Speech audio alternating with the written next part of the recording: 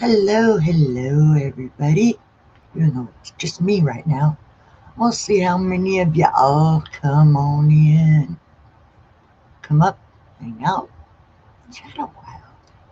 Ain't got nothing planned, but just been skipping Fridays. Thought I'd better do a Friday and see what happens.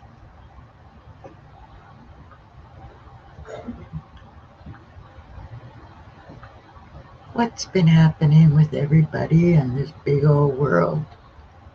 Actually, it's not so big. Not really. Only a few thousand people or thousands of miles. I wonder how many miles around the world is if you went completely around. Ziggy, Ziggy, how many miles around is the world? The world's equatorial circumference is 24,900 miles. See, 24,900 miles to go completely around the world. It's not that big. Hello, Sandy. Thank you for coming. Just you and me right now. Hopefully, more people will come and hang out.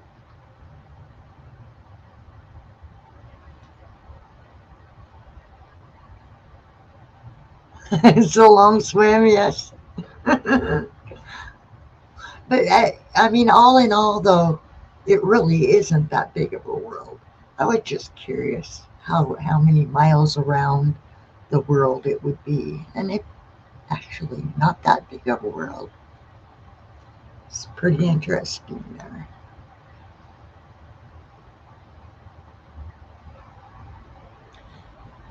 I I'm okay.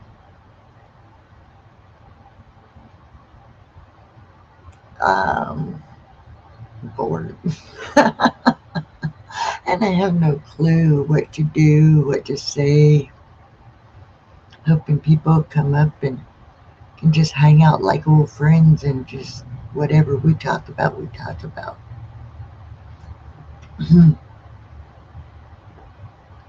But what have you been up to? You didn't post anything today, huh? I didn't see any posts today. I watched the last one I watched was the ocean waves one. Was that the last one you posted?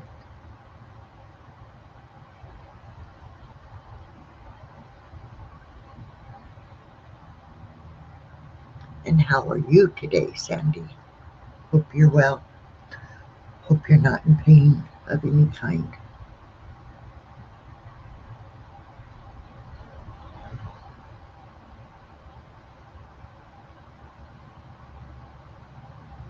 Oh, you are. You do have a life going.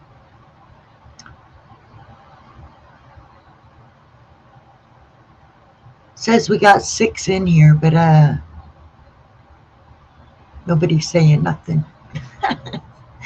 So I hope people will start talking, so I have something to talk back to, talk, talk to people too. Hello, Judy. How are you, hon?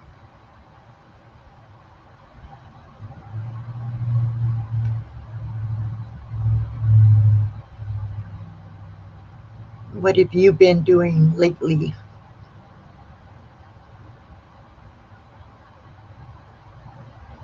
And as you can see, if you want to share your links, and if you don't know each other, you just type listen and it'll drop your link. Hi, Scott. Thank you for using my native name.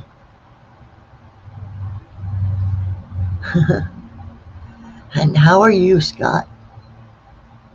Hi, Tim. It's been a while. It's awesome to see you. I haven't seen you for a while. I hope everything's okay with you.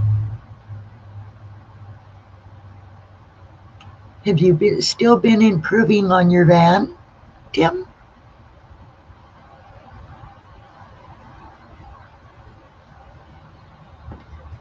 Speaking of which, because I haven't seen you for a while, I want to make sure I am still friends.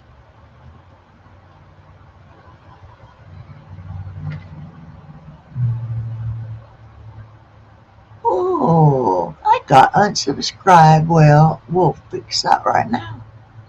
We are now friends again. I don't know why we wasn't. Crazy computer taking people away. Alright, so took care of that. No wonder I haven't seen you. Remaking your bed platform? You're going to make it so you can sit on it when you're not laying in it? I've seen some pretty cool ideas with that, where they put the kind in, it's got like those hydraulic things behind it so that you can pull it up and lock it in place or lay it down.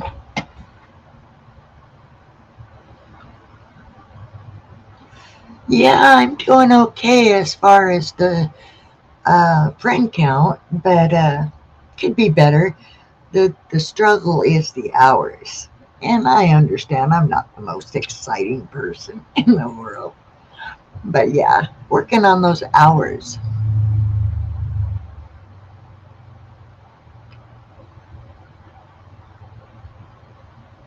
Yeah, he is, Sandy. He's always working on making it better.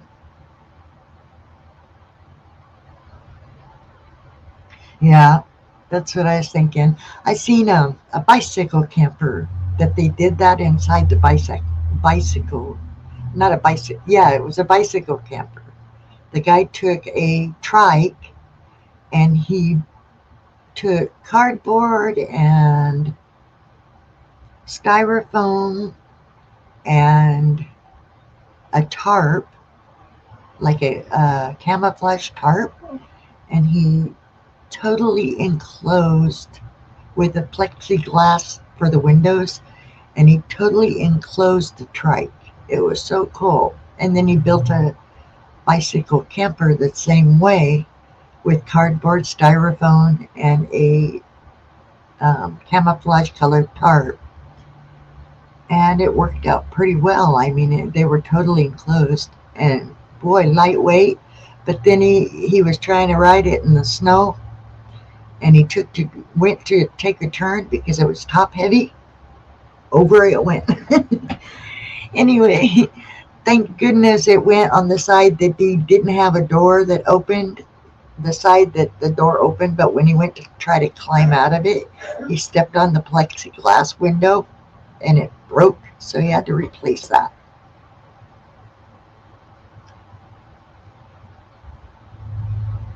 Yeah, it really could. And, it's a shame that there's been um, really cool people out there that have built like push cart type homeless houses for that they can push or pull and lock the door and be safe inside of them. Really nice with little solar panels so they can charge your cell phone or really light wattage, low wattage type stuff.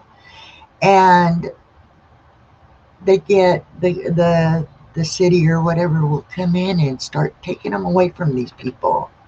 And in my mind, I'm going, why? It looks a whole lot better than a tent with a bunch of garbage around it. I mean, they're really nicely made. I'm not saying that it looks like they took whatever they found out of a dumpster and built it. Some of these are really nice that people have made, mostly in California, for homeless people. And then the city came in and said, no, you can't do that. Hello, Forest. I haven't seen you for a while. Thank you for coming in. So nice to see everybody. You guys are awesome. Oh, anyway, I want to put the invite button. Let me see. Copied. And haste. If anybody would like to come up here and hang out with me, and we could talk about the homeless, we can talk about the things that I've been watching a lot of. I titled the folder "Faith in Humanity," and it's mostly about those kind of things. People that build like all kinds of different ways of building bicycle campers, push cart type houses, or they just simply go around and they hand out sleeping bags and tents and socks and shoes and the backpacks that have like hygiene and snacks and tarps and different stuff in them. And it's awesome to see that people do that for other people. And then, but the way they say they're able to do that is because of people who sponsor them or donate to them for that purpose. You was tempted with the idea of building a box on wheels for homeless people. You can sleep in it at night and your keep keep your belongings locked during the day. Yeah, yeah, I think that that's awesome. If you see a lot of homeless in your cities and towns, I mean, wouldn't you think that that would look nicer if you saw a locking like small building instead of tents where they build garbage all around it? Oh my goodness. I think that I think, and I would hope that having something like that would give them a little more pride in themselves and in their lives than to start building up trash and causing issues for themselves. Because a lot of times, in my opinion now, a lot of times the reason the city has an issue is because a lot of them dumpster dive and dig through garbage. And then they take those things, and even if they can't use them, they have them all over, I mean, around them. It's like maybe a sense of safety if they've got all that stuff around them. I don't know. But it's like I watch these people that drive around in Bakersfield, California, for instance, and they follow like the police scanner things. And one of the gentlemen hands out, like I said, backpacks with different stuff in them for the homeless, and gives sleeping bags. Goes like to McDonald's or Taco Bell, and he'll buy a bunch of food, and he'll take that and he'll hand it out to the homeless. But one of the other people I was watching last night went through an alley, and it was what I said. You couldn't really tell that there was a tent there because there was so much garbage.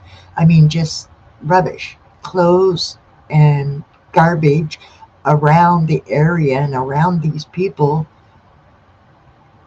that it was terrible. It was, I mean, it's one of those things. If you look down that alley, you probably wouldn't want to go down that one. Um,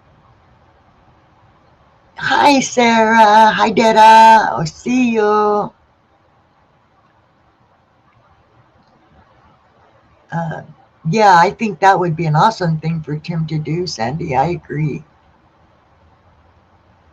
Yeah, Scott, I know it's getting harder and harder for people to live. I mean, rent and bills are going up so high.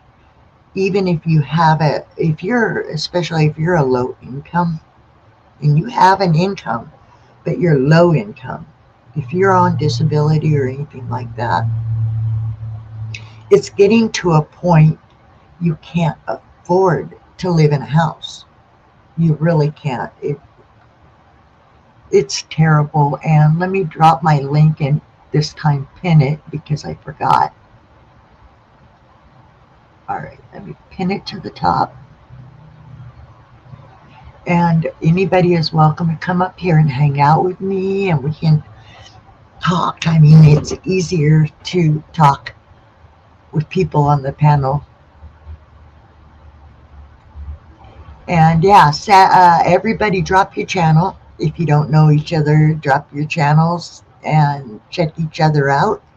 That would be awesome. That would be really good. But yeah, I just really, it builds your faith in humanity anymore when you see people still doing that. My husband was watching a young lady. Oh, let me fix that so I don't keep getting a hole in my head. Hold on. Let me go over here and fix my filters. I don't like getting a hole in my head.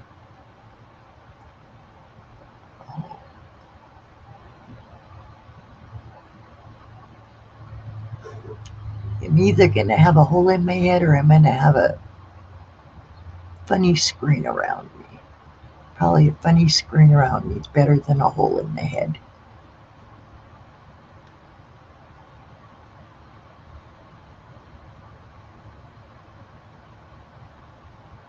Hey, John. Nice to see you, buddy.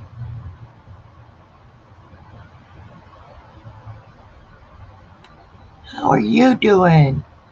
Are you out of the rehab thing for your leg?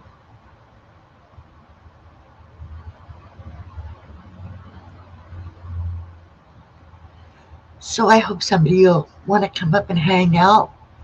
But yeah, anybody, I'm sure there's homeless everywhere in every town because, and it's, hi, John Cantonese. I'm sorry, James Cantonese. Hello, welcome in. I'm glad to see you. Um, Somebody left. But yeah, just little things you can do for homeless people is appreciated. Even though sometimes they're so out of touch in some cases that they don't know how to express their gratification for whatever's given them. Believe me, they appreciate it no matter what. Can't. Oh, there you are. Okay. Hi, John. How are you? Hi. Hi, guys. Are you still in rehab? Yes, I'm still in rehab. I'm still How here at the woods in how long? Connecticut. How long is? How much longer are you going to be there for your leg? I don't Do you know. know?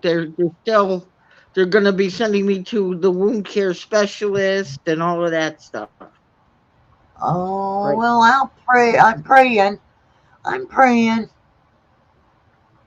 Yeah, so I know everybody. I know everybody cares. I thought I'd come Yeah, on to tell everybody I'm still alive, still well, and it's nice to see you all. it's nice to see you. You haven't been on here much, and so yeah, I'm really glad you're doing better, and Well, they're hopefully you'll doing get to PT go. with me a lot during the day and stuff, so So how's your mom doing? Is there somebody taking care of your mom while you're there? I don't have my mom's passed away. Oh, I thought, when did that happen? Because My I thought friend you is used. watching my cat. My friend is watching my cat right now. Oh, I thought you used to make meals for your mom or something. No, I do dinners of the day. Yeah,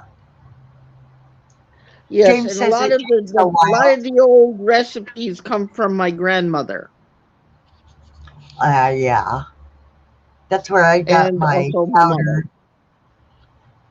That's where I got my chowder recipe was from my grandma. That's good.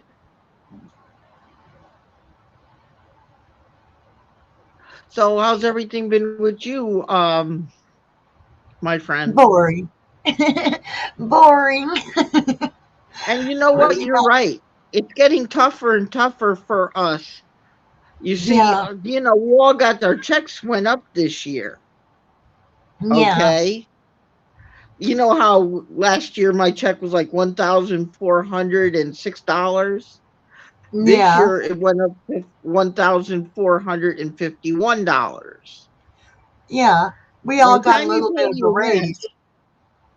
your rent is paid, okay? Whatever's left over after your rent, that's what you have to spend on your bills and other things. Right. So I I just, understand where you're coming from. yeah, see, even though I got a raise, my bills are also getting raised. So my rent just went up. My PUD just went up a little bit. My phones went up a little bit. My StreamYard went up a little bit. So everything went up just a little bit. By the time I pay all of those, I'll have probably about $12.04 or something like that. I forget.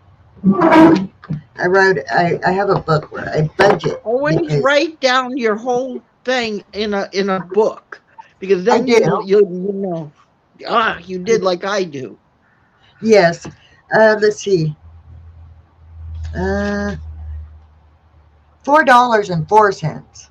That's how much Four I'll have dollars and four cents. Well, you're is lucky. I have $3.96 after left all the over bills are paid. And that's after before, all of my bills are paid. that's before That's you do after the your cards are household. paid, the rent's paid, the Yeah, cell phone bill, the online bill that you have to pay. You know what I'm saying? The 29.95 right. bill for so you can get internet access. After you get Well, all those mine's bills more than paid, you're that, lucky if but you have $3.96 left over.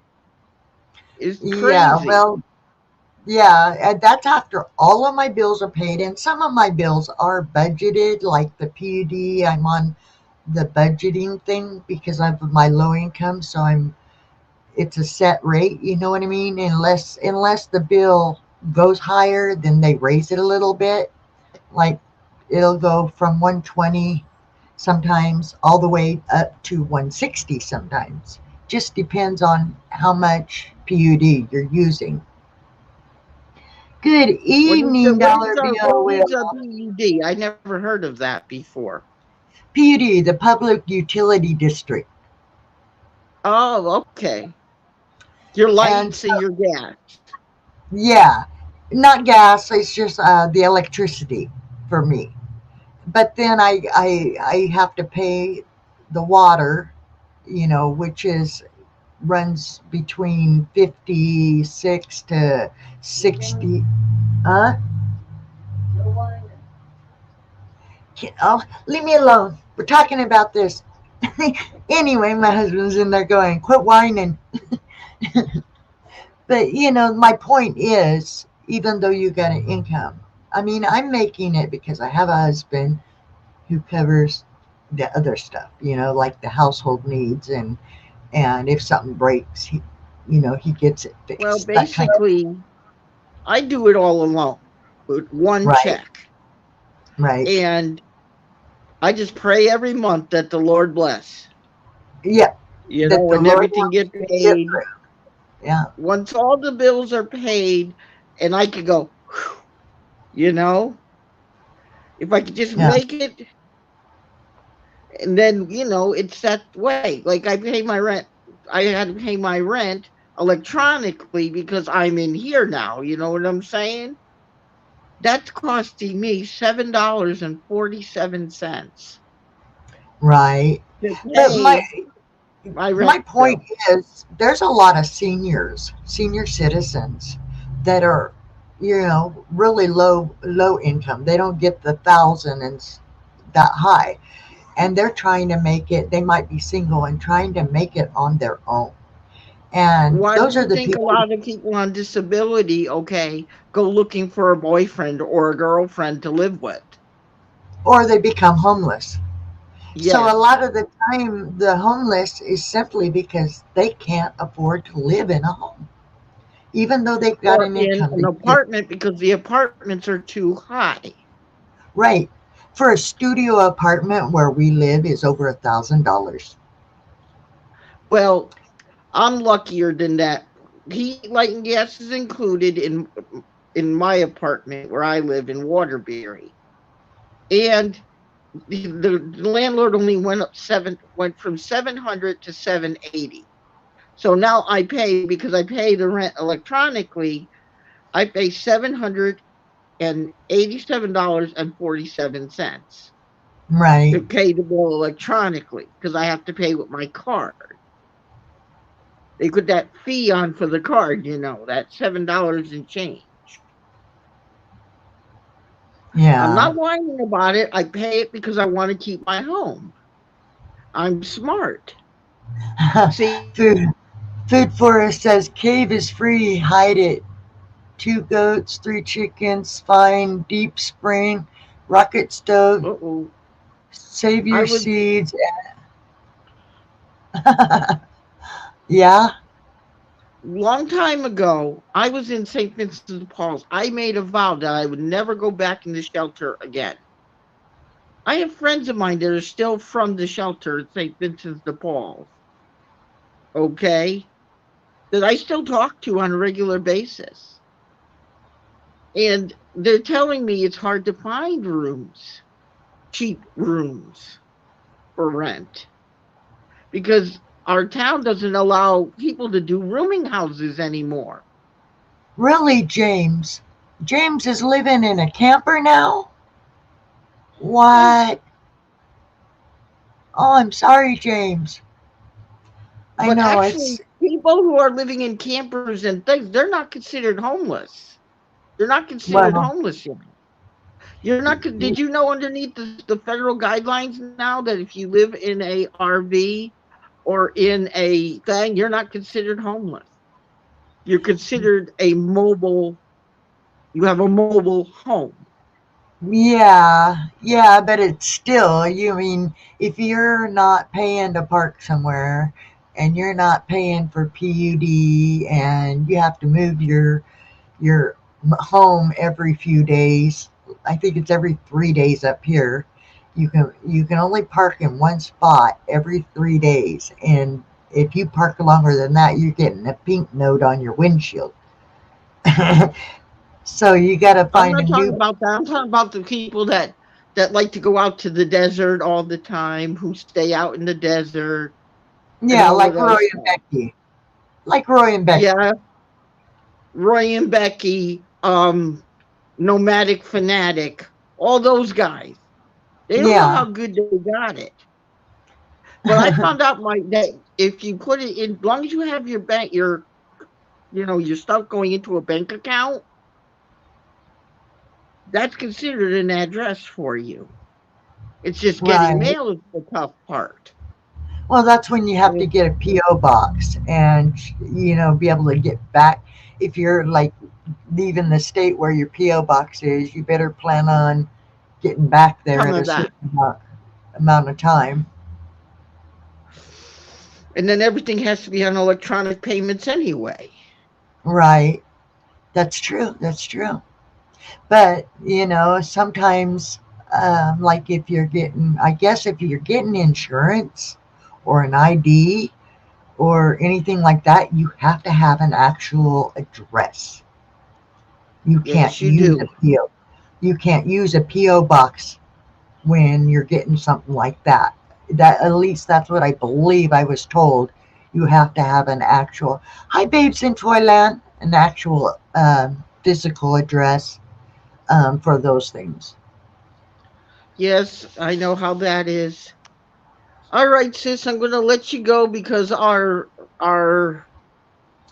internet here is a little wonky and I don't want to Okay. overuse. Well, Good thank you night, for coming. everyone. Thank you for coming up and hanging out with me. Anybody else wants to come up?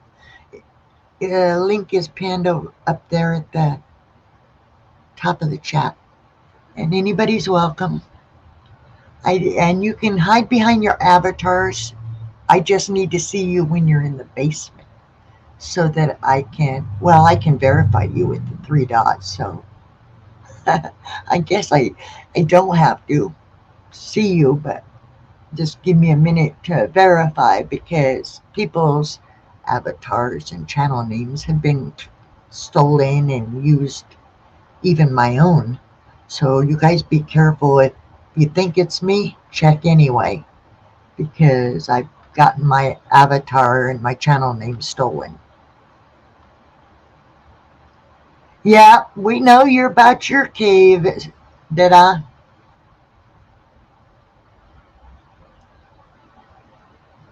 Everybody check out Bill's channel.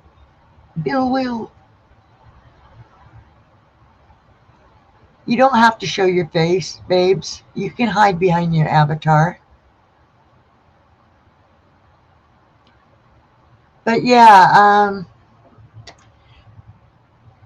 anybody does anybody in here ever go out and help the homeless? Have you ever done a good deed for a homeless person just because? If you have, come up and tell about it. Very interested. I wish I could. I wish I could go out and do that because I've been there and nobody helped me. And it made me really lose faith in humanity at that time. That was years and years ago. But it just warms my heart when I see people doing the good things. And I really seriously wish the cities would lay off a little bit when people are building these awesome things for homeless people, making it to where they're not having to go and clean up their trash and stuff. And plus, why don't they leave a dumpster somewhere close by in alleys specifically for the homeless so that they can pick it up, because I'm sure not all of them want to live that way. So leave a dumpster, leave a porta potty close by so that they're not, pooing in the streets. And they aren't going to have so much reason to run people off because it won't look so bad. And then people won't be walking down the street saying, I'm scared for my kid or my wife to even walk down the street because of the homeless.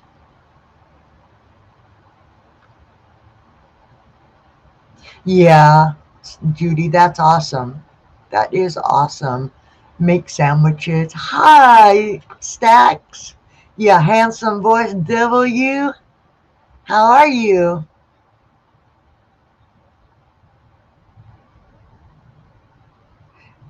You've gone to the food bank and then shared it with the homeless out front of my house. That's cool. These are all awesome ideas. At least you're helping somebody not go to sleep hungry.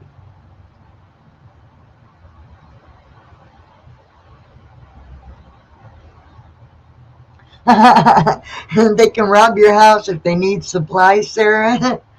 You're funny, honey. Oh, you really don't want them robbing you, but you gotta be careful answering the doors. I've been watching these doorbell cams. My goodness. Some people, that's all I can say about that. Some people. But yeah, anybody want to come up, hang out? I've only been on for a little over half an hour and I'm running out of things to say. Send you the link on Messenger? Okay, hon. Hold on. Give me just a second. Let me find you.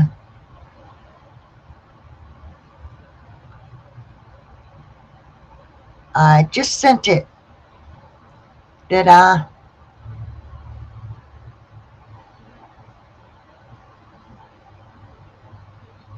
Let me shut that because my computer's fans are sounding pretty darn loud. I don't know if you guys can hear it. I sure can. Trying to turn on my fans and it just makes it louder. Crazy. The other day I went to okay, it is you. Hi, Dada. Hello, Dida. I don't know why I say Dita instead of Dita. Dita. Dita. I know what it is. I don't know why I want to say Dita instead of Dita. Maybe you should just go back to Dola. That was easier, but now I'm not going to remember Dola because it's Dita. Actually, they're both sister. Yeah, I thought you said Dola meant something else. No, that's in the Sequoia writing. Oh, okay. It's not the Cherokee. Yeah, he's the one that wrote the Cherokee language. Okay. Yeah, so It's two different kinds of writing. yeah, Miss I Sandy, don't know. It's really what I was, different. Huh? what I was trying to write to Miss Sandy was that what we'll do is have my husband co-sign a loan to get either a camper or a van. Then we'll bail out, stuff him with the bill, and me and her can hit the road. And then when we were talking about the cave, I was talking about that cave that me and Furby go in. Yeah. But we haven't been in over a year, 2 years now. And it's only 4 miles from the house. So if we need any supplies, we could just come in here and get what we need. The thing is, if I were, me personally, if I was thinking about using that as a shelter, a place to go and live, I would definitely get somebody to fix a door back on it that will be able to be locked somehow. Oh, it's easy to do. Because It's just a remember, matter of, you left your stuff in there that one time and it came up gone. yeah. Well, that's why I figured I would get the signs that say government property under constant surveillance. Have that one pipe where they cut the pipe, the bar, the metal bar. Yeah. Have that soldered back on. And then there actually is a door, but there's a boulder in front of the door. Uh-huh. But I have really good leg strength. And I'm sure if I could brace myself, I could actually push that boulder with my feet. And then the door would open and close. And we could put a brand new chain padlock on it and stuff. Yeah. For it. What? And they have a new thing. What does that mean? I will schedule it later. What are you talking about? Look down there in the bottom of the screen. Schedule it later. Oh. She said she didn't know you were live, so she said she'll schedule it for later. Come up, KK. Come on up. Anybody's welcome. I pinned the link. Stacks, KK, come up. Anybody. That's weird because when people are pinning the links, I can't find them on this phone. I have to go grab my other phone. And then it's like, oh, there it is. Because people say the link is there, and I'm like, I'm not seeing it. I'm sorry. So I grab my other cell phone, and I see it clear as day where they posted it like 3 or 4 times. Bill says the Iroquois Native Americans created the Articles and Confederation for the Constitution of the United States. I didn't know that. And of course, nobody gets credit for it except for the white man. Hello, KK. Hey, KK. Did you freshly do your hair or something? Yeah, I She's changed dead. It looks so pretty. I like it. It's like pink red. Yeah, somewhere in amongst that color. It's pretty. Yeah. Thank you very much. I scheduled the game for tomorrow night at 10. I'm sorry, Okay. I did not know you were going Wave live. in, Polarin. Hey, Polarin. I'm sorry. I just, everybody says No. That's fine. everybody says I go alive way too late. It's really late. So I thought, okay, I'll try 6 o'clock, and then I forgot that you do it. But it's like I only do that Tuesdays and Wednesdays. I'm bingo on Tuesdays and Wednesdays. I was looking for you last night for Charity, trivia. Okay, what's the deal? Is something going on my that's making everybody gotta go pee? God, Well, I've lost I track gotta how go many down. times I eat today. I'm walking hard. I will be back. Oh my gosh. Okay. Little Everybody TMI. should be. Okay. Yeah, if I could, if I know you hate this, but if I won the Publishers Clearinghouse, I would be helping people. I'd find somebody to help me to learn to make shelters that are like the ones that I see people making in California. So you ain't planning on winning a lot of money then. Well, See, I'm you know, looking bigger. I'm looking at like 20, 30 million.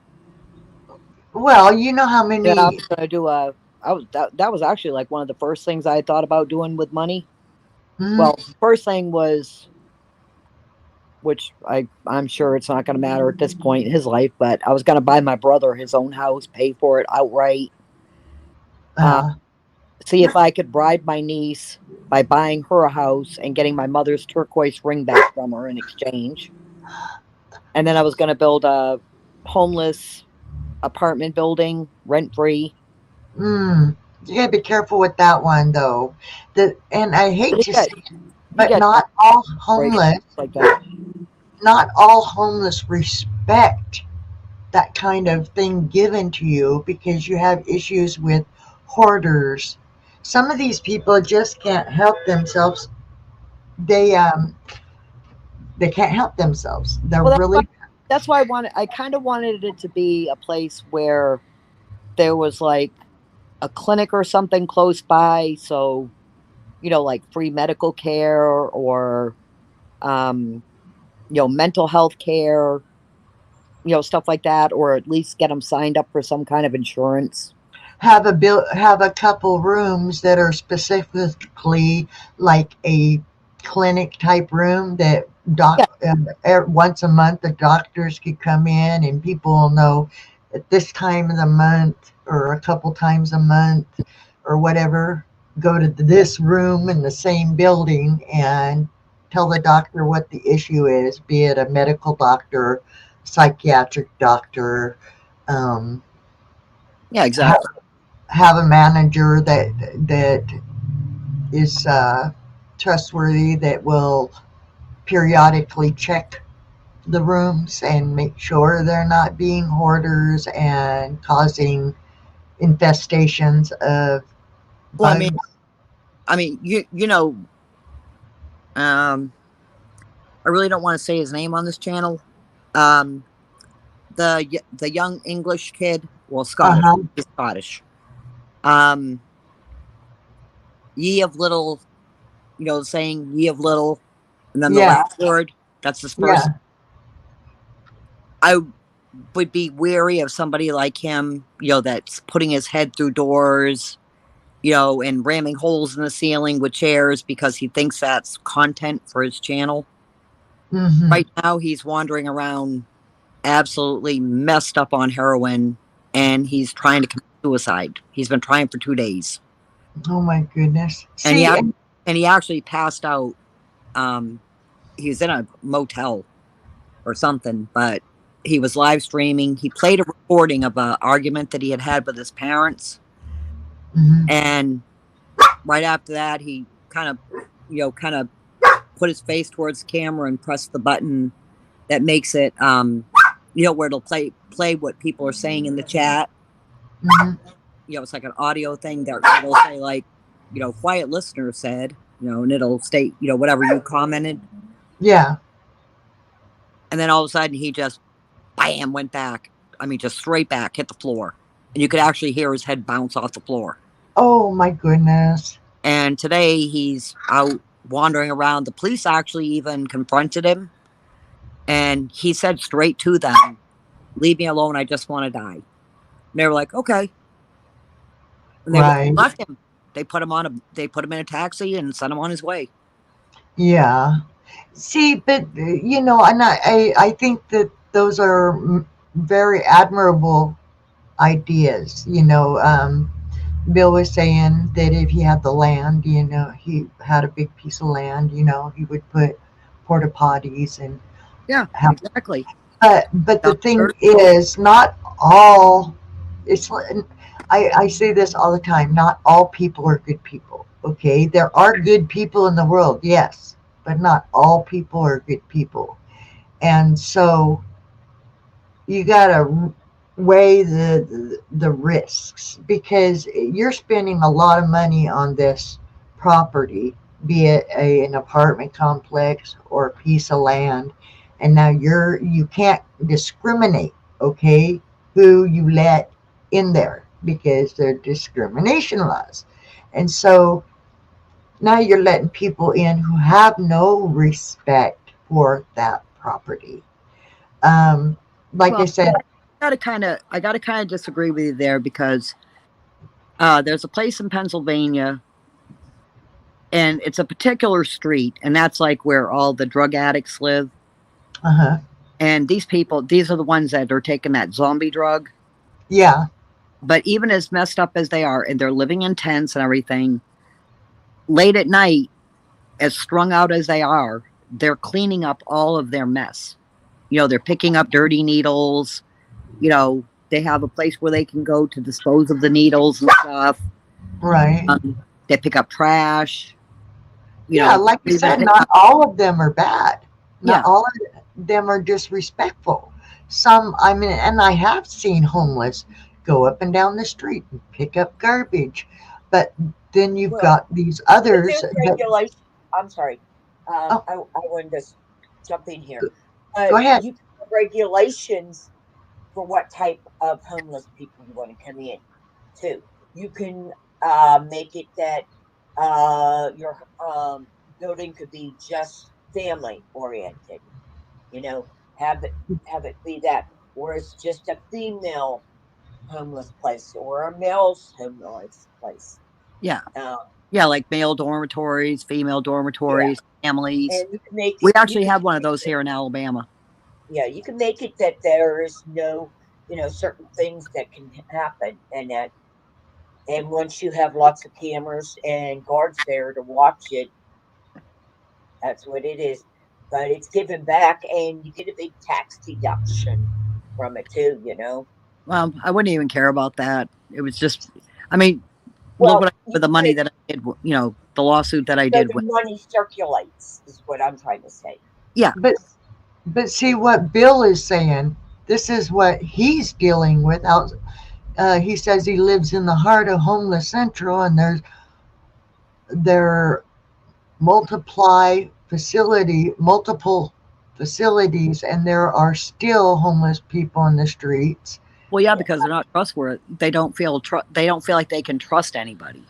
They They yes, feel ma'am. smoke. they're going to be under Yeah, control of somebody saying you can do this, you can't do that. Yeah, right. there's some You that just can't don't drink want to and do walk. drugs to get into the shelters.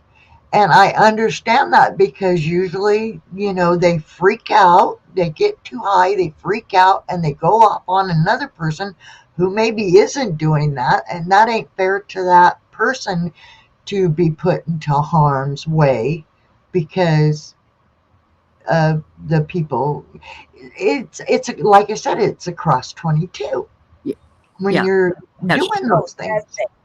That's why there is homeless, because the government, it's a catch-22 for them too. Yeah, yeah, Yeah, and he said, they need porta potties because they'll do it right in the street. Now, yeah, I've watched videos where in LA they've had like water trucks go up and down the street, and they have to literally spray the sidewalks into the gutters where these people have literally pulled their britches down and taken the poop yeah. right on the sidewalks. yeah, And it's those people that are making it hard for the other ones who don't have that mentality. They're homeless because they can't afford a place to live, but have morals and good etiquette about themselves, and they have no choice but to be homeless. And so, Well, a lot of I'm, places will, no, like restaurants and that, will not allow people come in just to use the bathroom too. You got to remember, if you're homeless, there's no place for them to go to the bathroom, or they have to go right then and there. Diarrhea or whatever. well, in LA, they put porta potties every so often, you know, Yeah, down certain streets for the homeless because of that. yeah. And I was watching one article, and the guy was talking about that and how women in particular did not feel safe to Hmm. try to go in there and go potty because, or some of them wouldn't even stay inside a tent because of fear of being raped Yeah. inside of them. And so, or the drug deals going on inside of the porta potties. But Yeah. as far as when they were, some women were offered tents, they'd say no, I don't want a tent because they're not so seen and can get raped a lot easier that Well, way. no matter what, a lot of women get raped, no matter what, and there's guys that get raped too. So let's not just say women. Yeah, Yeah, yeah, that's very true. yeah. I mean, let's just say it's not safe out there on out there on the streets as it is, but you know, each, like I'm like with the Ellicott, I would set up one of those places now. However, I agree with you on it. There's to a lot to think about, of Yeah. obligations to restrictions and stuff like that. So what my main thing that I fall back to is, why does the city harass these people that are taking time to build these little nice looking push carts with locking doors where these homeless can go inside, have a little bit of pride about themselves, feel safer and more secure because now they've got wood walls around them with a locking door. They feel safer that way. And yet the city is like hauling them off and taking them away from, people to where Well, those people they do throw that up. for they do that whenever a politician comes into town. They want to make it look like everything's all clean and tidy and pretty and everything. So that's when the dump trucks come along and just start scooping up. They give them like an hour to pack up their stuff and find a new place to go. Right. But it, Definitely when they do stuff like that. But like but it'd be we have better. we have 3 homeless encampments here. One of them actually was inside of a gated area, and the gate got locked at a certain time at night. But it was like a tent city type of situation. Yeah. Somebody accidentally left a fire burning, and a spark hit a tent, and then from there on, the entire encampment blew. Just Yep, got that burned. happened in California, in LA, under the overpass, right under an overpass. Yeah, And just, I mean, because of all the trash that had built around them, it went up like that. I mean, everything. I mean, it was a huge fire because, and I don't get it. I mean, you're living in a tent, you can't stay in one place, and yet you're going to make it worse for yourself by bringing all of this garbage and building it up around you, and you're not able to use it. I That's a mental issue. That's a mental dysfunction, and it's a lack of respect, I feel, in yourself to do something like that, because you're not just hurting yourself, you're hurting whoever else might be wanting to stay in a tent under there too. But because some people are building up all this trash and making it look right. disgusting, Yeah. it makes it hard for the ones that aren't. It's You just gotta, you crazy. gotta, you gotta also consider there's a lot of mental health issues involved in all that too.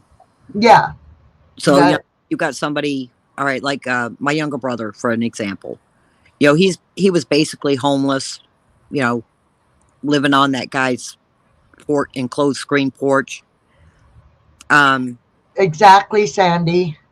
But the man just passed away recently, so now my brother has the trailer all to himself, so now he can actually feel safe to go inside the trailer and not worry about, if the man passed away, would they possibly blame him for his death or whatever.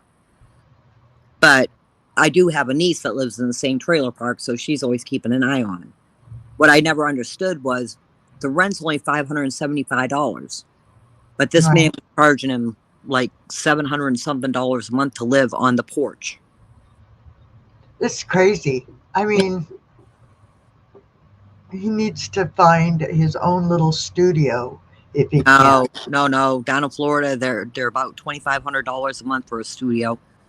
And that's why I think California, well, no. And the only thing my brother can do is dishwash.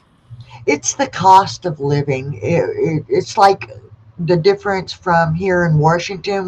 Me and you discussed how much your bills are down there to how much my bills are up here, or yours up there and mine down here. I don't know which way that goes, but it's the cost of living is cheaper here in Alabama, and the wages are really good.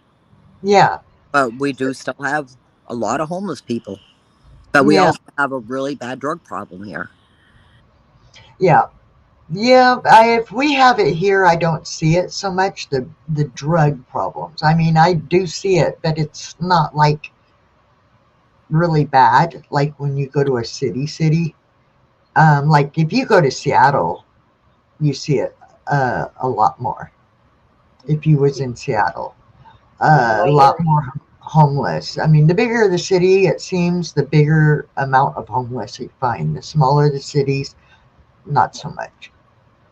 I was going to say my area too. I mean, I'm not a big city, but I'm central to where the capital, but we've got our own courthouse, where the other ones around us don't. Cities. Kathy? What is the name of that street that's up there where you live, where all the drug addicts live? I don't know. I don't know what you're talking about, to be honest with you. All right.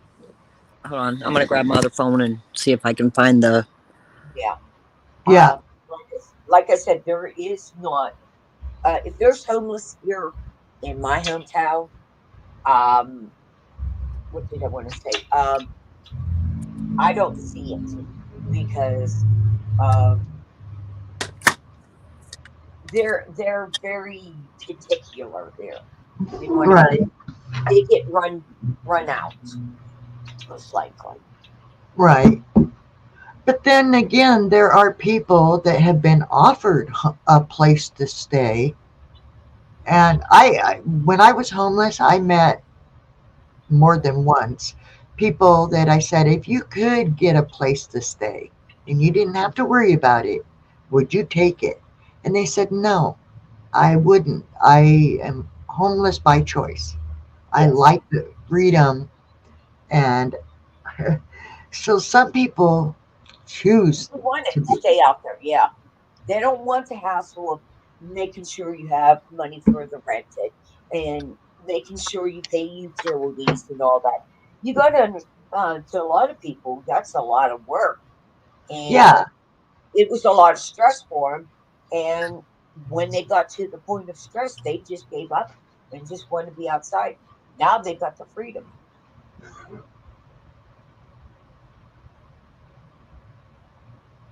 Yeah, they do that in so many places. Here, where I live, I know there's homeless because you see people all the time flying folders. A lot of the time, I think that those are just scammers because you'll see a lady with a really nice stroller. They're all dressed nice and fly. Could you help me get diapers and formula? Well, there's WIC, So when I also look at how clean a person is, what they're wearing. And a lot of times here, there's a lot of scams going on. Yeah. People that don't really need it out there begging for it. Yeah, Uh, we know of one, right? but also there's signs of truly homeless because like when I've rode my bike on the bike path, you'll see piles of looks like a bag of clothes that they no longer wanted to carry around with them, so they just clothes strewn all over the benches or piled along the dike or things like that. And so there's but it's not everywhere. It's just every once in a while you might come across that, and it's usually on the bike paths along the river. And you do see like little encampments up under the bridges along the main bridges that go over the river, and then on either side you might see encampments. But I'm seeing more and more homeless here than I ever saw uh, in the last, I'll say 3 years, 4 years. It seems like it's just getting more and more homeless. Well, that's because of the pandemic too. Stop and think about all those people who lost their homes because of the pandemic. Like if they were renters, um, you know, and they couldn't pay the rent, people kicked them out, even though they Yeah, weren't allowed. Yeah, not everybody qualifies for WIC-net because you got to have an address, and that's the biggest thing to get back in. Get back on in the system. You need an address. You need, a phone, and you've got to be able to work, stuff like that. So there's a lot of things that interfere with that. right. I'm saying the ones that aren't able to or choosing not to Yeah, there instead, are a lot. uh, I just sent you the video, Victoria. It's oh, Kensington Street in Philadelphia, Kathy. Okay, that's nowhere hold near. on. Uh, let Yeah, me see. Philly has a lot. A lot of things. Why won't it work? Oh, I'm already there. I don't see anything. The last thing I see is the StreamYard link that I sent you. So it's not showing me anything. Oh, I sent it from my other phone. Oh, okay. Hold on. There it is. Now, if I share this, am I going to get in trouble? No, I hope not. no, just put like a little warning on the bottom. This video contains um, drug abuse and addiction, or something like that. Um, Type it down the scroll. I mean, I don't know. I don't think you will because this guy has a whole YouTube page just on. He goes there every day and he helps them out. He's a uh, he's a recovering addict. To be I'll fair, show it for a quick second, and then yeah, I just it's the hope I under don't. fair use, Victoria. Okay, Yeah. As hold long on. as you mention the guy's, you know, put his How name. do I don't know how to share it from yours. How do I do that? Uh, okay, hold on. Pause. Pause. Thank you. Let me see. Oh, doggone it. Give me a second. I don't know how to do nothing. I'm a newbie. Mm. uh, So Scrub, did you watch my video? huh? Did you watch my three little videos? No, I didn't see him. Yeah, I scrubbed my carpet, my oriental carpet. Oh, First time they ever really, no, maybe second. Uh, okay, hold on. Can you guys see it okay? Yep, yeah. you can see it. All right, because I'm not on that page, so I can't see. Hold on. America right now. Eerie Can you footage hear coming it? out of Philadelphia Yeah. shows crowds of Yes. people slouched over but still standing. The insane part is that this is a common scene in almost every major city in America. They look like they are conscious, but not at the same time. The drug they are on is called xylazine, or more commonly known as Trank. It is known to place people into a zombie-like state where they are unable to move and seem to lose all awareness.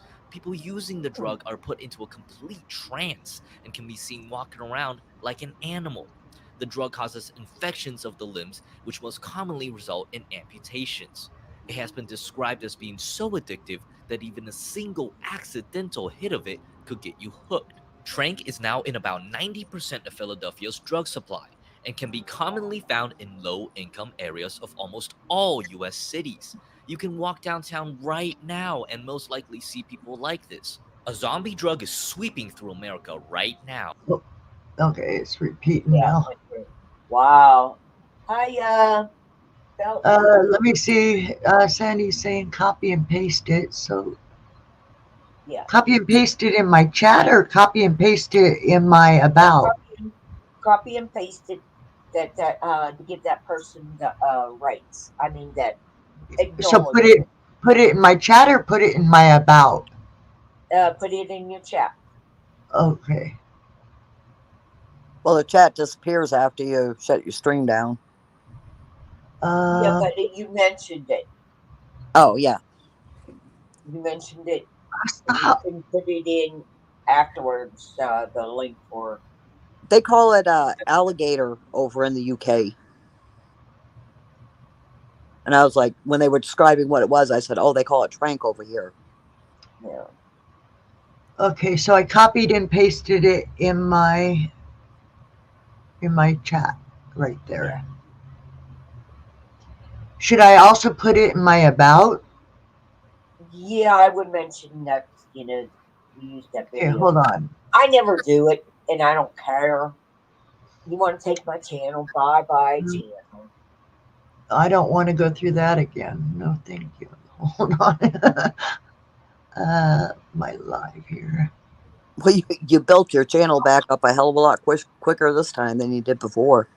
I know, but I just don't want to have to do it again. Okay. I was you got highly more insulted when I got subscribers than right. me. Oh. You bypassed me. Huh? You bypassed me on subscribers. I'm at 1,700 holding. You were at 2,605K. I think Sandy's outdone us all. How many subs do you have now? Hey, Belt Loop. Sandy, how many subs do you have now? She has 650. I just looked at that. I didn't see Belt Loop was in there. I put sharing, so please check out this channel. You think that would be enough, or? Yeah, that's fine. Guys, my computer's going. If you can hear me, we can hear you. Okay, yeah, I got a black screen now. So hey, Bella. I still see your little. I still see your little troll up on the thing. Yeah, but my screen that I'm looking at is black. Oh, okay, gotcha. Yeah, I would like to do some of those. I don't know. We lost Kathy. Hope she'll come back. She said her screen just went black. I want to find out how I go about doing, what is it called? When you play a video and then you talk about that video. Like reaction videos? Yes.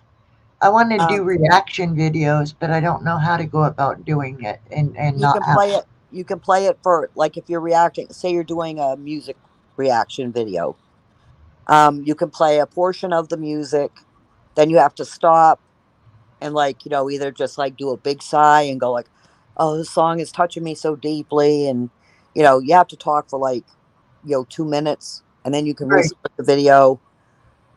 And you can do the same thing with like pretty much anything that you're reacting to. Right. But now under fair use, if you're reacting to another channel, you just throw up the fair use thing. Right. I don't know how to do that. How do I do that? You put it down there on your scroll. You can just type in the, under the fair use of 1970, blah blah blah, whatever the heck that thing Where says. do you find that to where do you find that so that you can do the fair use or whatever? I don't know. If somebody needs to help me walk me through it, so that we can, like somebody else who knows about it, come up on the panel and then do reaction videos together and help me to know what I put, where I put it, like do I put it in the about, what do I put in the about, so that I won't have issues like doing those kind of things. Well, what kind of things are you going to be do reactions to? Hold on. I'll tell you. Just let me go in here and Society, politics, religion, well, music, show more. Let's see. other channels. Well, it's like the trail cam doorbell videos. Some are reviews that other people are doing, and some are just the videos, like of the doorbells and trail cams. But it has other narrators' voices in them. Um, these are like people stealing packages, that kind of a thing. Ringing doorbells and being really spooky, scary kind of people. um, or like the police videos. There's idiot, like this one. I'm just reading what their title says. Idiot cops who got instant karma. Uh, do reactions on that. Oh, those I don't think you have to do it because they're fair use, because they're basically taxpayer paid. Uh, or let's see, there are other ones is like we're talking tonight about homeless. I would like to bring up like different videos showing homeless in LA and talking about that, kind of thing. So like say right now we're talking about the homeless, and I'd like to pull up a video, say, of the guy that was building the wood houses, cart things for people, and do reactions on that, and say my, like we're doing, making our opinions of those things without having issues doing it. I don't think you have to worry about that so much. That's just it helps get my point across if I can show like videos. I'm gonna try it right now while we're here. Let me see if I can find the guy that um let me see, how would it be building push cart homes for homeless. Let's see what the oops, I put too many O's. See if it'll bring the guy up that I was talking about. It's been years ago that he did it, so let me see. And then there's other people that want to build these kind of homes for the homeless, but want to find the really nice, like here's one, a micro shelter build. Hold on. All right, here's another. This is a short, Hold on. and this is homeless in Huntsville. Is that in your messenger? I'm gonna send it to you through Messenger. Okay. This is just another short. Okay. I drive right. by. It just named the streets, and I was like, I drive by that every time I go to my own college. I've never noticed it. All right. Let me see. Present. I didn't get a chance to watch it, so I really don't know. Huntsville. Okay. Share. All right. Let's see what this is. Oh, I hit the like button.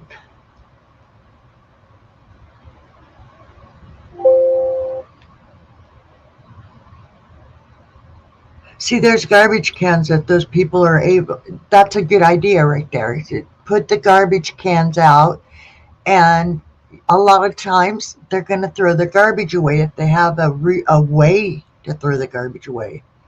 I don't think a lot of these people want to live in garbage. Have you seen how many garbage barrels they got out there? Yeah, and that's an awesome thing to do.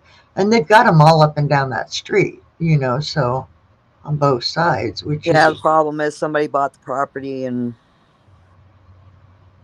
moved them so. all Yeah, out. that's an awesome idea right there. And look at that area. You don't see a lot of rubbish laying around. Yeah. Well, because they got all those trash barrels out there. Okay, let's see. I know there's kids that live out there too. And they even have a school bus that picks the kids up and brings them to school and back. That's not the one I was looking for. I'm still trying to find this guy. It was years ago that he was doing it. I don't know if his videos are still in here or not. And then there's been other people that built bicycle campers for the homeless, for homeless people that had actual bicycles.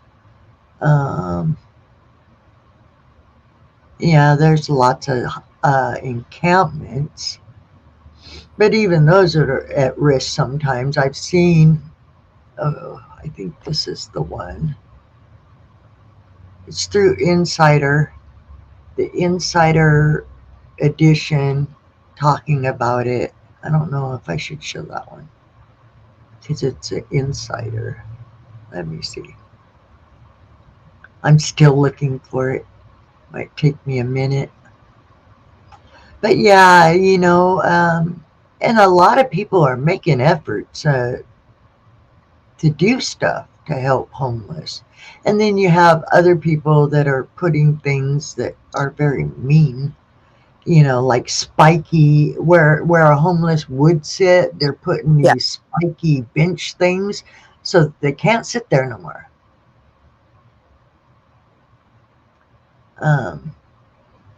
I think that's kind of cruel. I mean, where do you expect them to go? They can't go out of town, a lot of them. They're on foot. You know how long it would take to come into town just to get something and then walk all the way back out to a camp? I don't know what some people expect from them. Still looking. I can't find that guy. He was making some pretty awesome ones. He made what got him to make one was this old lady that was sleeping on the sidewalk in front of his house. And hold on, I heard a tank. Oh, I lost you. I didn't even know you wasn't up there. No, I lost me. Um, I got a notification. let's see. I remember what it was. Uh, It looked important to check it out real quick, and I could still hear you talking, but it was something about the basketball coach in my hometown up in Massachusetts being arrested for molestation charges. oh no. So I'm wondering if it's an old coach or is somebody new that I don't even know who it is, or somebody I grew up with that became a coach. I'll watch it later. Most of what I'm coming across that it's something that somebody else has followed the person. Like one is Dateline, one is CBS News. I'm worried that I'll have an issue if I play something from theirs. But I'm still trying to find the one where it was the guy himself that did these homes.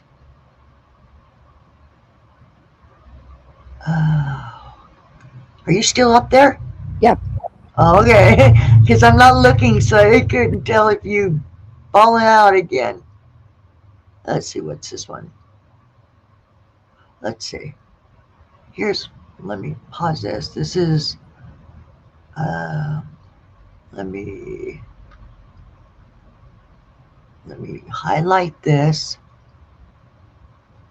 copy it, open my, oh, This is pretty cool. Homeless man creates mini mansion alongside. Hold on a second.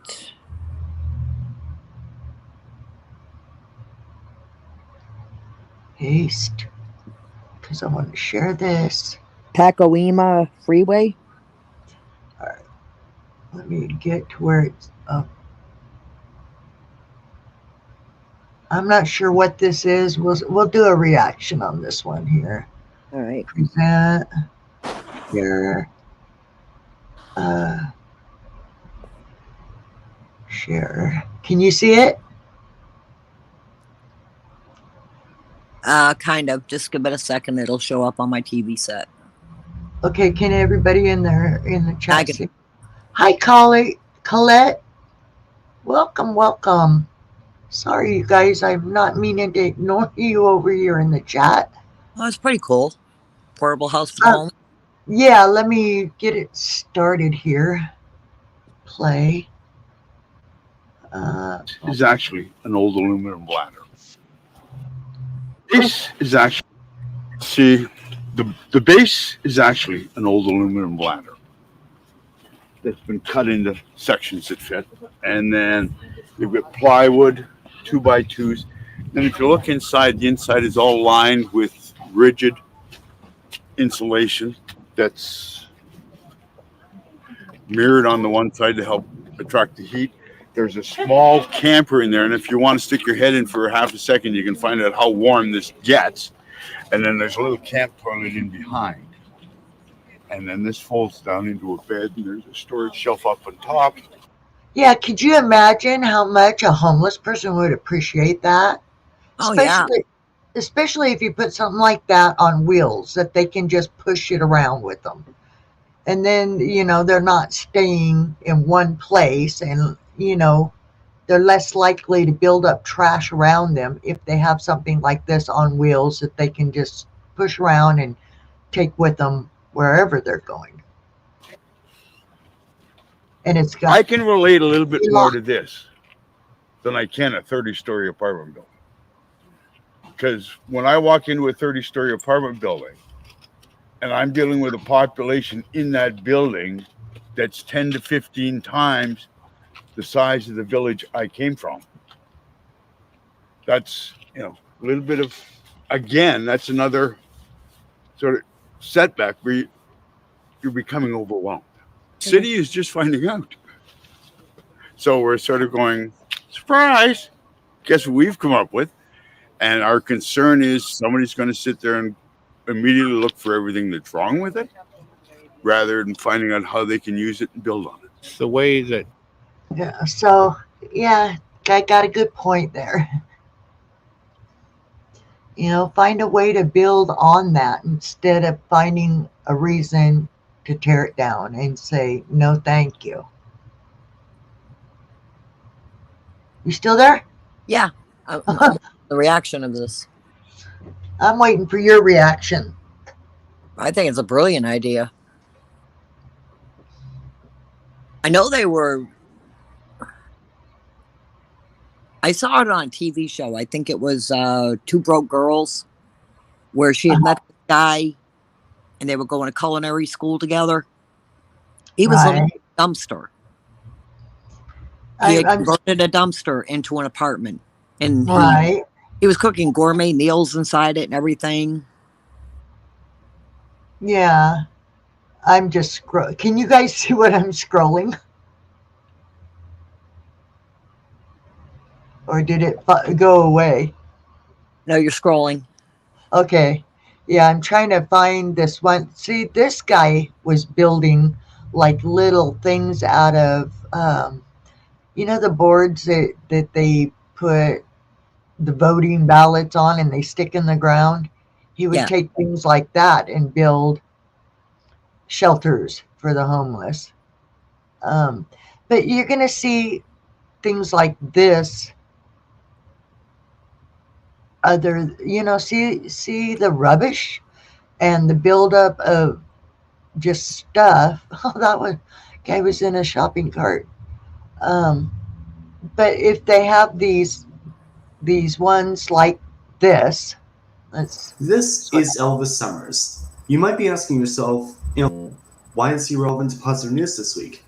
Well, while most of us usually help out the homeless by giving them a couple dollars, he builds houses for them. Last week, when a national board access needed rent, this is somebody doing a rebuttal or whatever. I thought it was going to be that guy because that's the guy I'm looking for, because he built these really nice ones that had solar panels on them and everything. Let's see what this. For the ones searching for the products you need. How do I hide it until I want to play it? Let's see. Just hit the pause button.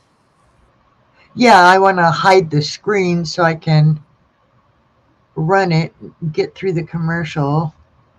There's a way. What is it? Yes. Overlay? Yeah. I call it curtain. All right. Yeah, that's what I was looking for. Let me mute it. See. I'm trying to see what it is before, and plus I don't want the commercial. All right, pause. The commercials are only like 15 seconds anyway, if at most. Let's see. Build shelters for the homeless. All right, let's do a review on this, guys. It's a guy and his wife. Okay. So we're trying just to follow his leadership and do what he'd have us to do. So we came with the game plan to build a mini homeless shelter. We didn't think that we would have as many materials as we did when we first started, but within a week, we had enough materials that were donated to us to build at least the bones of 50. Hopefully that it'll show people in the community that there's still a few people out there that cares, that it's not all about us, it's about what we can do to help others out. Oh, see, that is faith in humanity. That's God encouraged us to we get out, back up. Oh, I totally backed up. Hold on. I don't know what I did.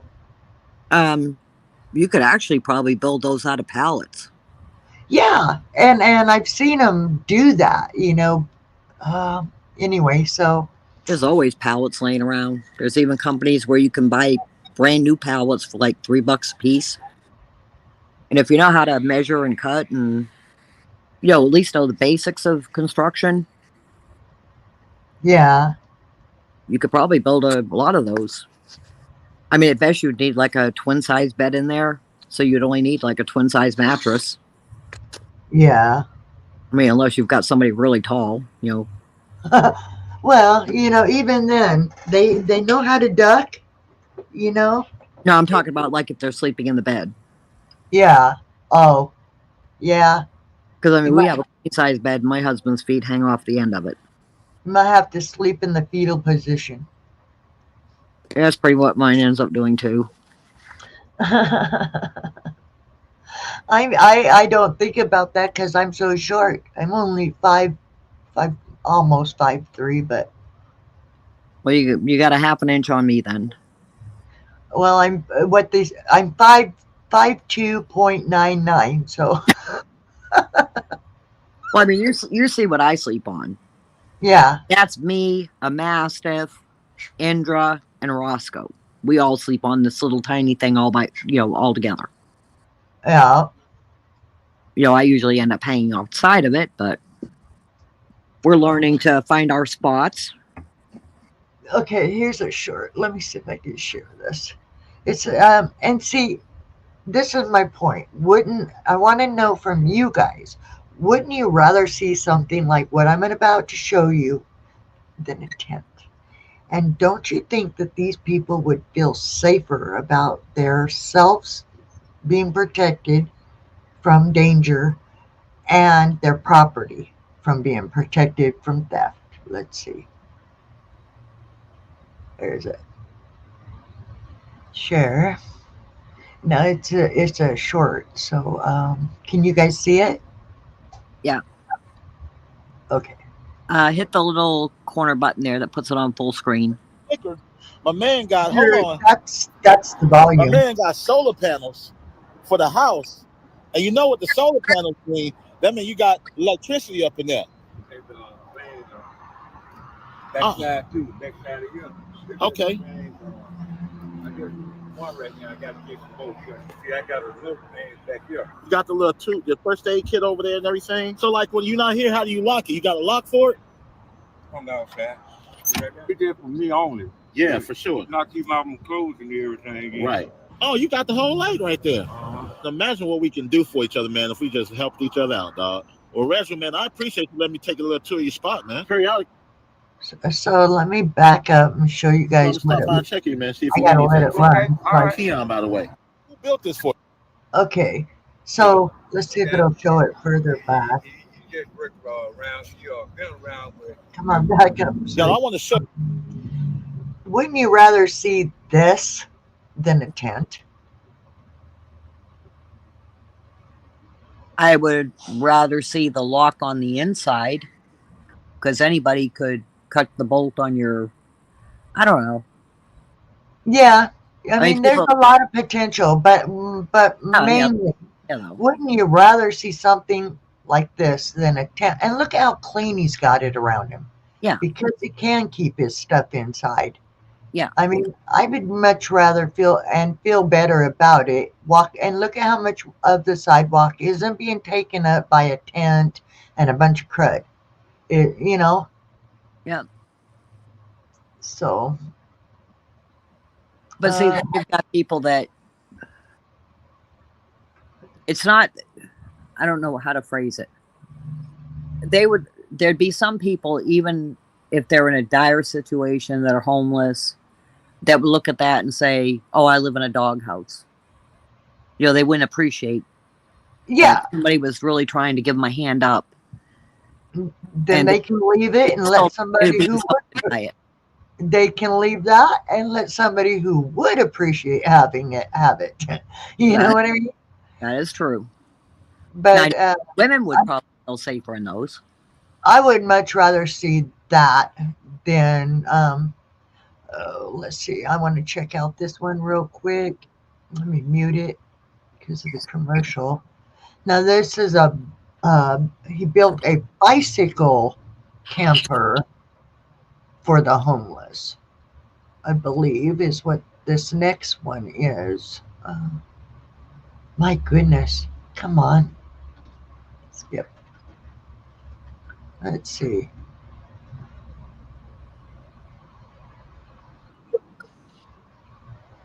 All right. Let me back up just a little bit here.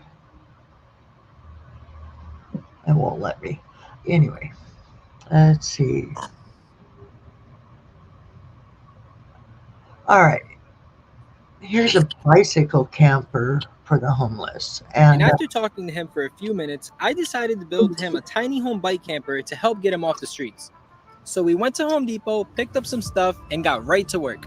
We picked up 1.5-inch foam board insulation and a ton of adhesive. We glued polywall utility panels to the insulation to make sure this thing would be completely waterproof. In our previous video, we didn't glue any polyboard to the outside of the bike camper because we were in a really dry part of California and it just doesn't rain a lot. But since Seattle gets a ton of rain, we knew it was a necessity to waterproof this tiny home really well. Once we finished gluing the panels, we put them to the side and started building the frame to the trailer.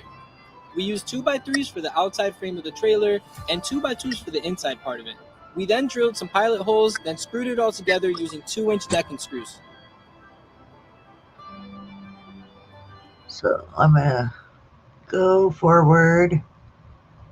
Just keep playing it. I want to see how this thing assembles. Oh, I'm worried about showing too much, you know, but We then made sure that the wheel fits and then installed these brackets to the bottom side of the trailer.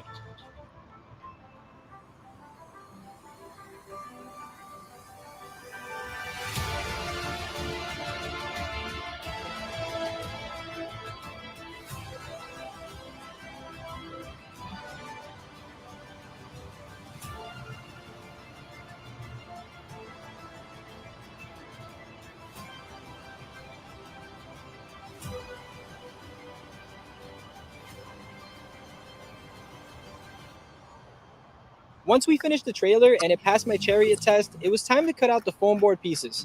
The first step was to cut out the walls of the trailer, so we took our time measuring to figure out the exact shape that we wanted the trailer to be. I tried to go with a boxier frame because... Alright, so let's go forward just a little bit. Use Sika adhesive that's made to bond foam together. Then we screwed it in using our 2-inch decking screws. And thank you to everyone in the comments from our last video that recommended we use washers to make sure the screws don't go through the foam.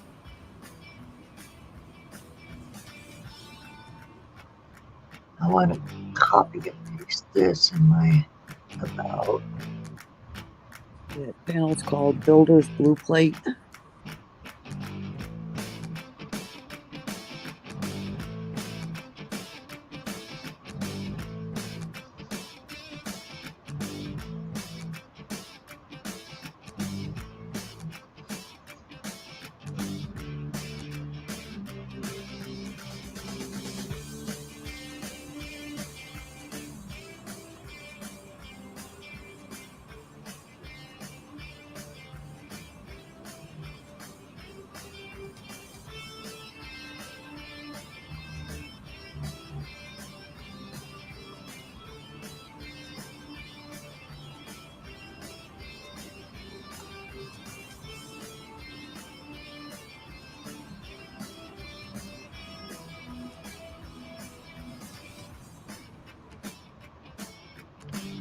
Now that the walls and the roof of this bike camper are all put together, I used some PVC corner trim pieces to help hide the seams. And I did this for appearance, but also to make sure that no water gets in through the cracks. We then picked up these vents that open and close and installed them on both sides of the bike camper for some ventilation. I cut out the holes for the vents with my jigsaw, then ran a bead of the Sika adhesive around all the frames.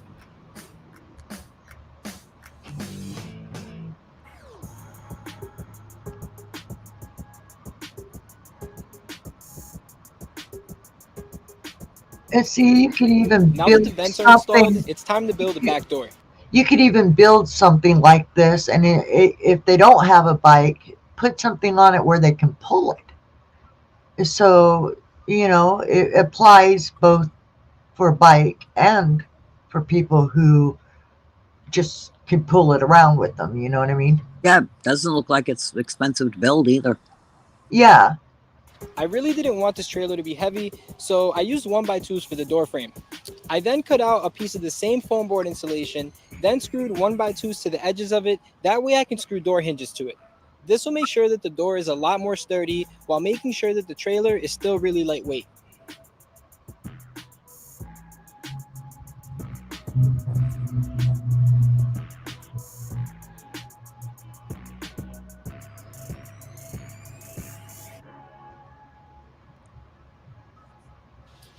I built a little latch to make sure that the door will stay closed. There's Then a it was little time to bit of install gap, the bracket but, you that will know, connect the trailer hey, to the bicycle. You can. And it was officially time to give this trailer a test drive, so I jumped on the bike and went for a ride. And of course, Hope had to jump in the back for a ride before heading to Walmart to pick up some things for Todd. Oh, he did hook it to the back of the bike. Yeah. He's got his wife inside. Yeah, they're going to Walmart to supply. Hold on, I'm gonna show you. Power. Oh, At oh Honda. shoot! Hold on. Let me hide it again for a second so I can. How did I do that? Okay.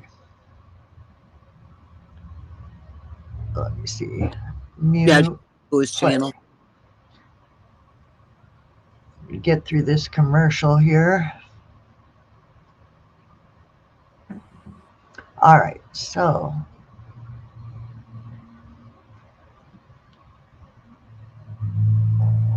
Fortunate enough to have Teresa donate this power station that the solar panel can charge.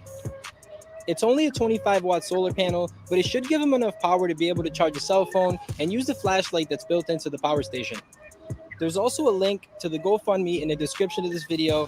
If you guys donate, 100% of the proceeds will be used to help people in need just like this.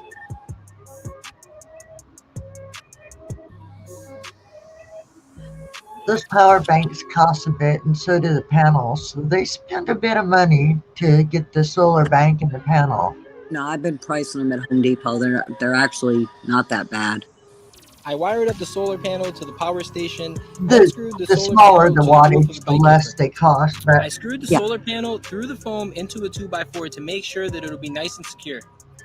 And of course I used some more of the Sika adhesive on all the screws to make sure the roof won't leak.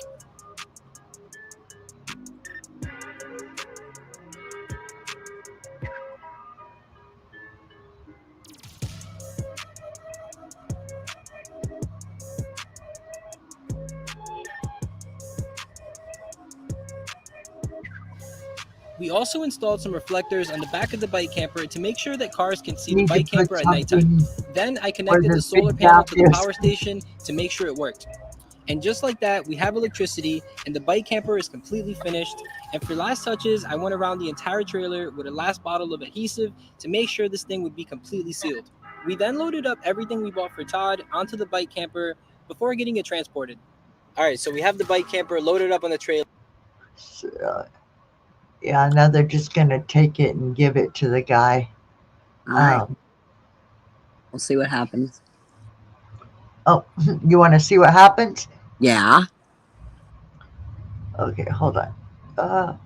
Play. Now we're gonna go find Todd. So we've been driving around for about 20 minutes looking for Todd, and we finally found him. He's right over there, so let's go get him. Looking for you.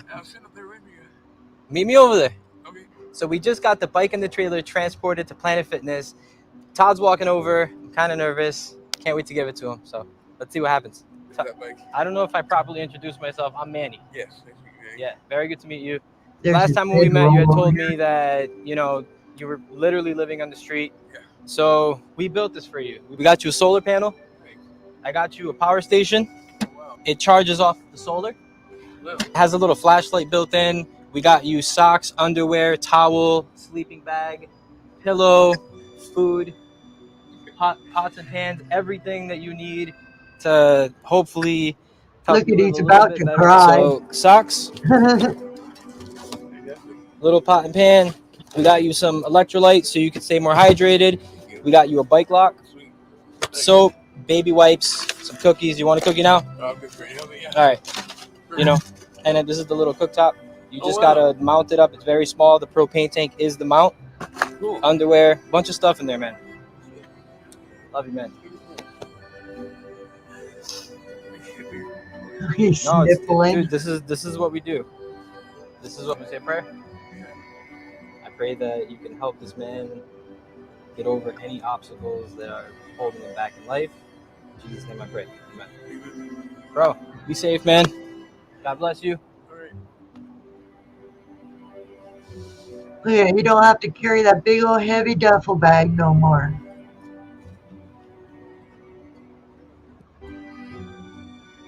That's awesome.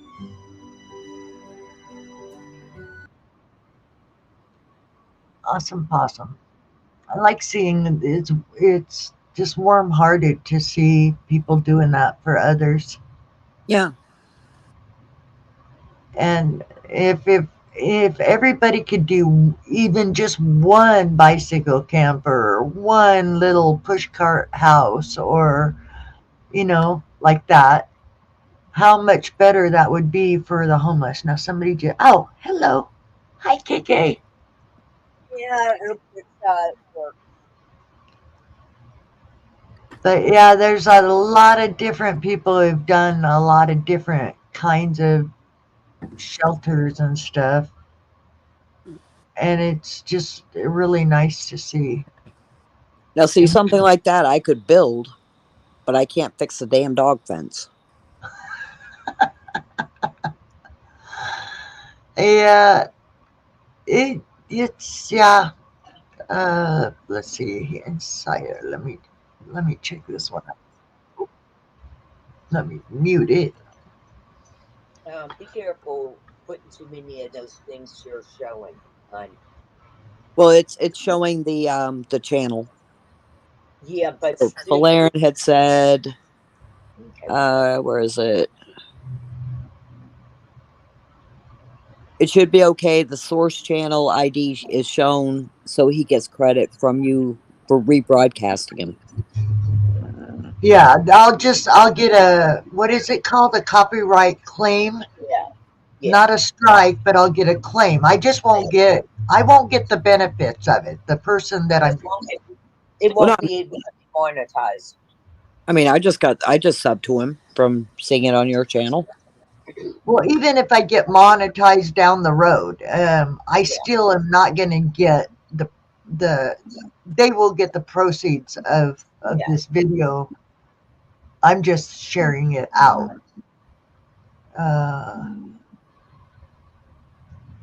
Share screen.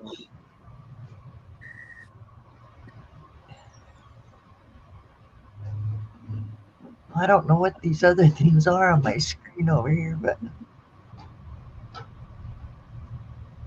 oh, that's my channel. Okay, I know what they are now. Share. All right, can you guys see it? Yes. All right. This is the Last guy April, that Elvis Summers built a tiny home for a homeless woman in his Los Angeles neighborhood, and the video of his effort was seen by over 6 million people. Why do I do what I do? Let me show you. Since constructing the first home, Elvis tells Inside Edition that he has built dozens of tiny houses for the homeless. This is my little red house. Kid, like you all that touches the heart of an old man. see the locks on the Elvis door. has now made it his That's full-time cool. job to help homeless people in need, and he wants to build at least 10 more houses before Christmas. As the temperatures begin to drop, he says without shelter, he's afraid that more people will die on the streets. Everybody has a different story, but they're still human beings. And the simple fact is that being out on the streets is life or death. And without shelter, people die. Elvis launched a new campaign on GoFundMe so he can build as many tiny houses for Christmas. Why do I do what I do? Because it's just simply the right thing to do. If you'd like more information, visit InsideEdition.com for a link, and be sure to watch Inside Edition. So this is the guy I saw years ago, and I wish I could find the original videos of that guy, because he shows more detail of what it looks like inside. And he had put windows and solar panels, and I mean, you saw the locks on the door. It's like a lock you would have on your house door. Yeah. And he'd hand the people the keys, and he did it for a lot of people.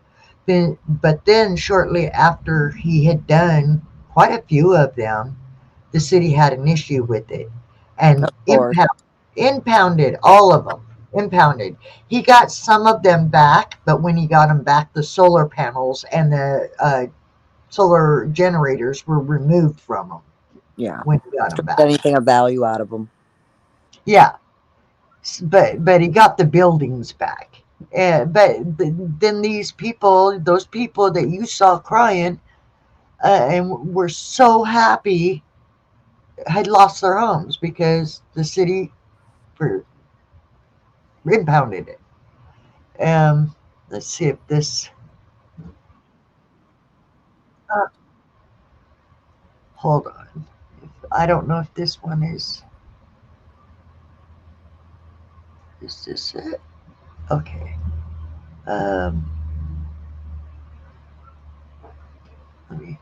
Where is it? Right there. I mean, if you could line a bunch of them up right there. Yeah, it would look better than this.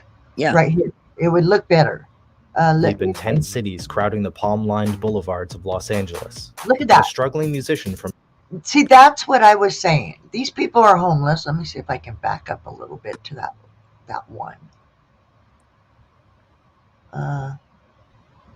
Each night, tens of thousands of people sleep in tent cities crowding the palm... See this? Look at all of that stuff built around him. Why?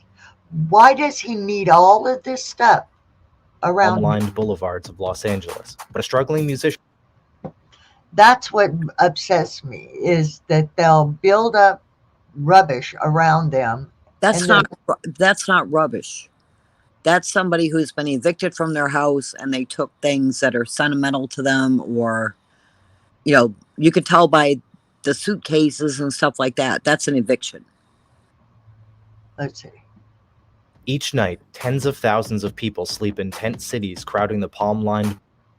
There's 1, 2, by 3, 4 bikes, bunch of tires, bunch of frames, furniture. Yeah, my brother does the same thing. Suitcases, 1, 2, 3 carts, a bunch of, yeah, I mean, I don't know. Sometimes I've seen this situation. Okay. So is that a family? Is that a family of 4 that got evicted? For all you know? Well, don't know, but okay, there you go. I'm telling you, just looking at what I'm seeing there, that's an eviction. That's everything those people own. It's not just stuff that they've scavenged and hoarded, and that's everything that's near and dear to them. here's a garbage bin that's full of clothes. Yeah, but yeah, I feel bad if that's the case, but still yet, it's like, why try to keep a hold of all of this when you're on the street? Because he can also barter it for food and stuff like that. And remember, he's setting up his own home as best as he can. You know, if he has kids there, look, that's the kids' bikes and stuff. You got to look at it as that's all they own, and this is the best he can do, or she can do to have some kind of normal life. And you got to understand too, a lot of these communities, and I know this just from the people that are up there on Fish Trap, you know, they share things. You know, like if their kids grow out of clothes, you know, maybe the person living in what should be an abandoned trailer, you know, they may have kids that are, you know, just, you know, they barter back and forth. Yeah. Yeah, I mean, I'm trying to. If you got other people that ride bikes, and you've got a spare tire that you can trade with them for a can of food or whatever, I don't see it as clutter. And I swear to God, if you don't stopping these videos, I'm gonna fly over. Hey, it's a response. This is a response. It's one that I told you. This is a response video where you stop, you talk about here, but you can your talk, or opinions. you can play the video for like 2 to 3 minutes before you stop and respond. But in my opinion, if you're homeless and I mean, yeah, it's hard. It's extremely hard to give up things, but you keep I mean, if you can't put this table in your tent, then get rid of that table. You know what I mean? Yeah, it's sad. Yeah, but in Hollywood, it's called al fresco when you eat outside. That's not al fresco, okay? That's not a table that's an end table. But that might be the only thing big enough surface that it's not on the ground when they eat. See, you're looking at it different aspects of it. Okay, the bikes. Maybe there's someone in there that's in that amongst of that tent. There's a use person that right bike here. back and forth to work. They're starting to get you know, a job in that and get some money in that under the table or what. But like I said, that little stand there, that is for maybe they set the food on. They can eat straight off of that. You see it as something different than we're seeing. I see a working home right there. Someone that's trying to work within what they have, you know. But they're in the streets. They're living. I don't know. It's just like, what would you do to make yourself? You're out in homeless right now. No if one I knows was who to go you are. homeless right now, honestly, it would tear my heart out. But the things that I could give to my relatives, I would be giving to my relatives as things that I can't take with me. I would try to sell as quickly as I could for what I can get. And I'm going to only take what I can put in my little pull wagon or my bike trailer or that absolutely I need to live, like, a blanket, a tent. You know what I mean? Like if you're going to go camping. You're doing the basics. You're doing the basics. And I'm saying, to me, this looks like someone that has come out from a basics is making a home. Like I said, the bikes, they are transferred to go back and forth to work. Okay? You're looking that table. That's their table to eat on or put food or maybe just shaving at. And all of this stuff sitting like that. In that case, if they're going to go to work and it's just this one person right here, say, you're under the table being paid under the table because you do not have a physical address. You understand? They might have worked from that buggy back there. You know what I'm saying? They worked from that and got up to this. They're almost to a point that they can get moved into an apartment. And why get rid of the things that they do have that they could start their apartment with? Now, do you understand what I'm saying there? Yeah. But I'm seeing it as if they're homeless, they see no foreseeable, like reason. They plan on they don't know whether they're going to be there today, tomorrow, the next day, or a month from then. But yet they're keeping all this stuff. That don't make sense to me because they don't know that they're going to get into a place. They're not trying to get into a place, but yet they're building all of this around them. Now, when they walk away from that to go get something somewhere, other people are going to go, oh, let me see what's there. What can I take from them? So they're building up. How can I say this without hurting your feelings? Mm-hmm. You're sounding a little judgmental. What I'm saying is because of that right there is what makes it difficult for other homeless people that are living on the street, because that's when the bulldozers and the things come in and take everything from everybody because they're seeing this. And it just it's causing issues, for other people who are trying to be safe on say that same street. But now you've got the city coming in saying, we're going to bulldoze everything if you don't get it out of here. I'm not meaning to be judgmental. No, like I said, I tried to explain to you what I'm seeing in my eyes. This is what I'm seeing. Okay, is someone that either just got kicked out recently, or someone who is trying to build up a getting that big of a place. I would say that's a family. That's a family living in that tent. I mean, I would like to know more about this circumstance to be able to say, hey, this is what I feel. Because you could be right. You could be about to get into a place and they're building stuff up or they just got evicted and it's hard to get rid of the stuff. So they're slowly getting rid of stuff maybe. So, hello, Sandy. Sandy wants to know if you can hear her. And I said, no.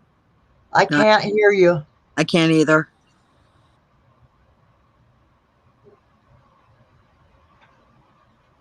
Sandy. We can't hear you, hon.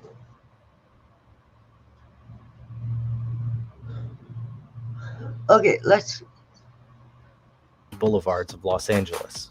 But a struggling musician from South LA thought he had a creative temporary fix. He crowdfunded $100,000 and built dozens of solar-powered tiny houses to shelter the homeless. But on the morning city officials were gathering to celebrate their new nearly $2 billion plan to end homelessness, police and garbage crews were descending on the tiny homes, ordered by the city to seize and destroy them. But that's reality. People don't want to. People don't Los Angeles. Emergency in the country's In the entertainment capital of the world, over half the homeless population will sleep on the streets tonight, far more than in any other American city. There are 28,000 homeless people in just the city of Los Angeles, and the number has hit new record highs in each of the past few years. But LA Mayor Eric Garcetti has a plan. This is a bold step forward today for Los Angeles. Hold on, I just heard a tink. Oh. Hello. You're muted. Sandy, you're muted.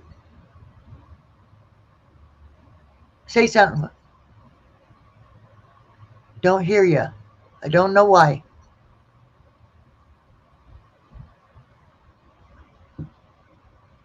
Can you guys hear her? No. No. Chat, do you hear Sandy? No, I don't hear. Sandy, I know you probably can hear us.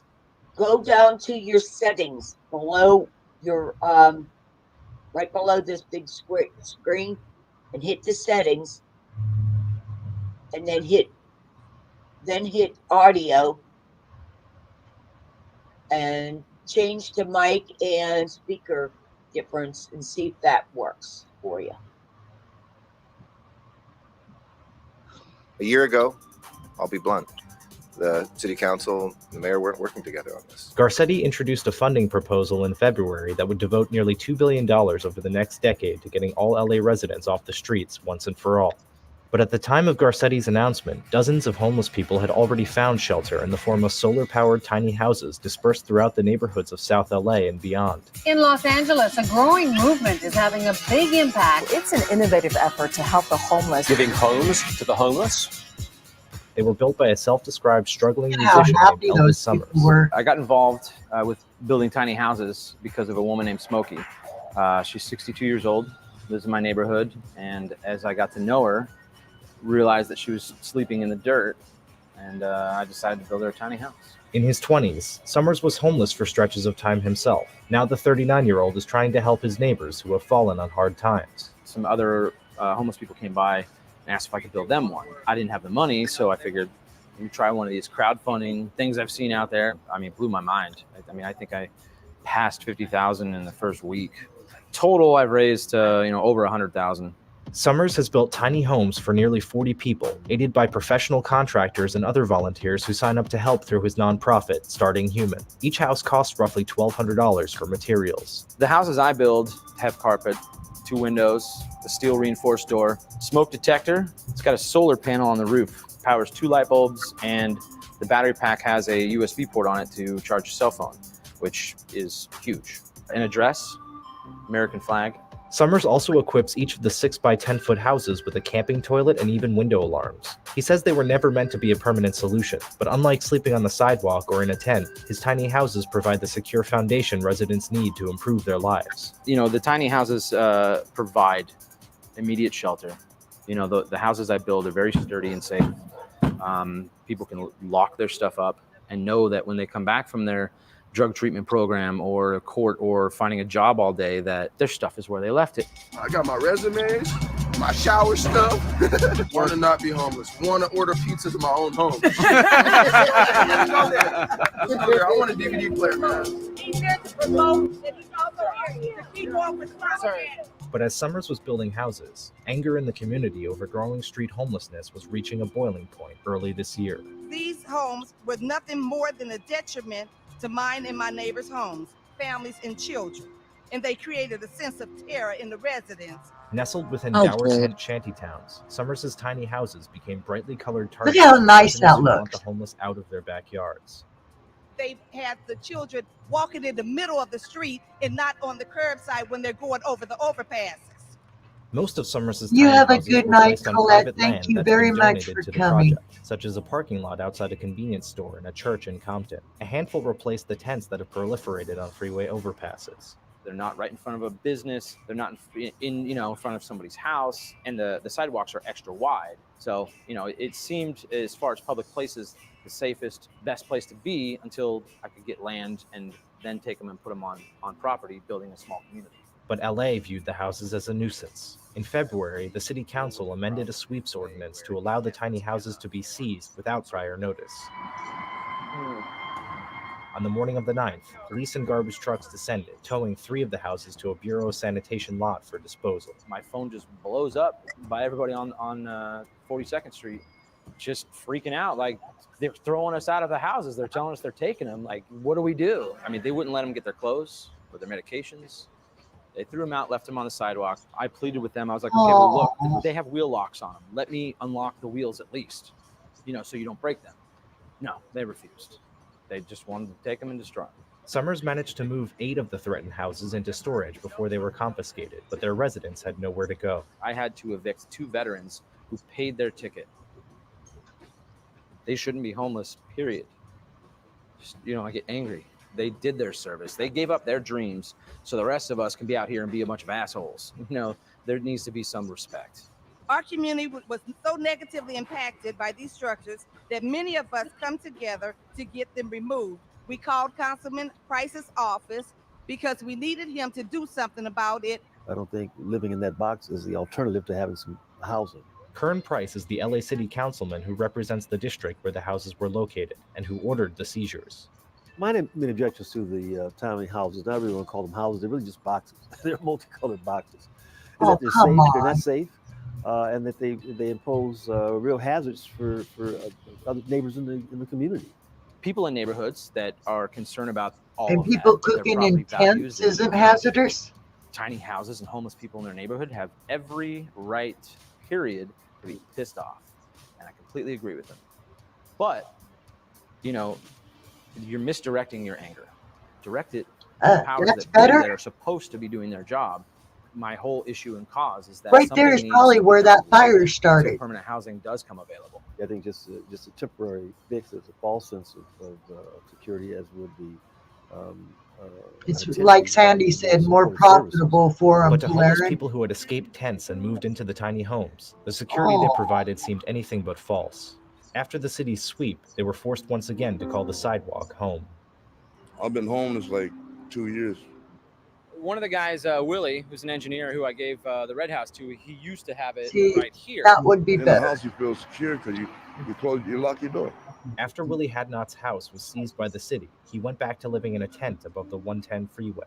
I try to cover it up, as much as I can, but after you take and cut it with a razor blade, it's not too much security you have at all. You know it's coming. You know that they really don't care for you too much. They said, first thing the officer told me, he said, well, get a job.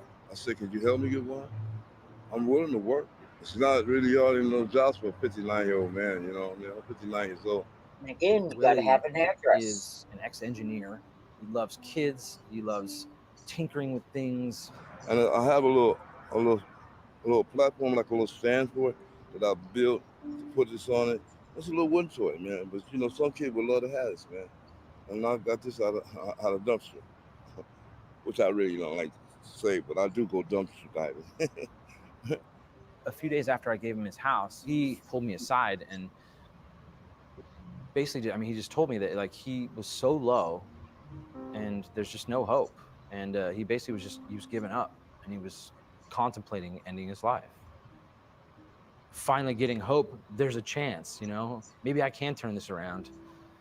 And then just, having someone come and suck it away from you. It's horrible. I put a lot into it, you know what I'm saying? And I'm not saying I wanted a lot back, but I was secure with what I had, my little house, man. My little house meant the world to me.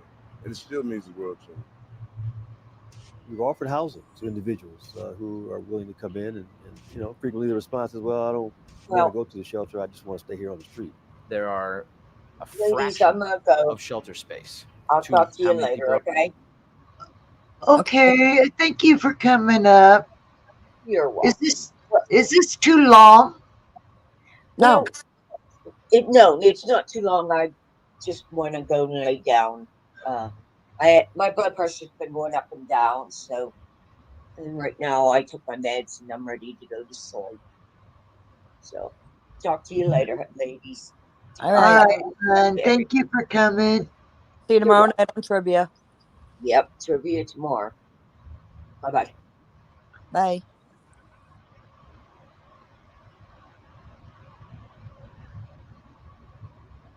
Am I that terrible about the clutter? Well, you know, It's I mean, this guy built these things on wheels. right. He could have actually, if he could have crowdfunded again and bought some time before the city confiscated them, he could have Yeah. done the bicycle thing, you know, and then they could have just towed their houses out of there. Right. I'm going to stop it because it's just him talking about the situation where they took them from those people. But weren't they nice? They were nice. Yeah. But that underpass that he was just focusing on, I believe, is the one that caught fire under there, and all that stuff burnt. That's a shame. So they all lost everything that they had right there. All right. Sandy says she's not muted on her end. So check and see if she's muted on your end. I don't even know how you do that. How? Just check her avatar. Oh, she's not up here anymore. No, she's not here. Sandy, try to come up again and I don't. Let's see if it. I'll check. I don't. I mean, it would show. I would think it's like if I come over here. Let's see. I don't know how to. I really don't know how to mute. But I don't know how. Oh, okay. You go like that. See, will be able to see it if I mute somebody. So, come on, let's see if it's muted. I don't remember seeing that on yours, but that you were muted. But come up.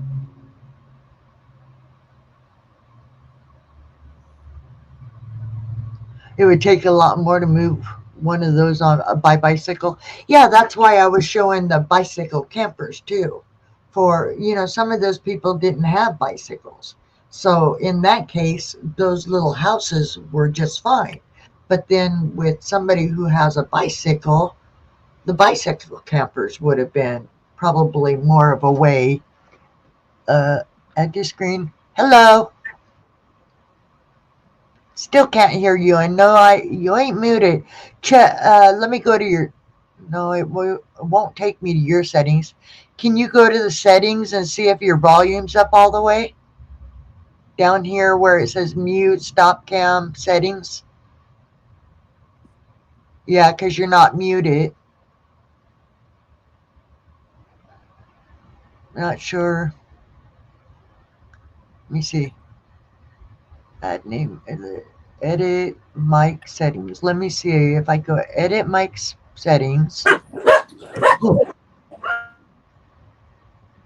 Take that off. Okay, I just turned your volume all the way up. Hello?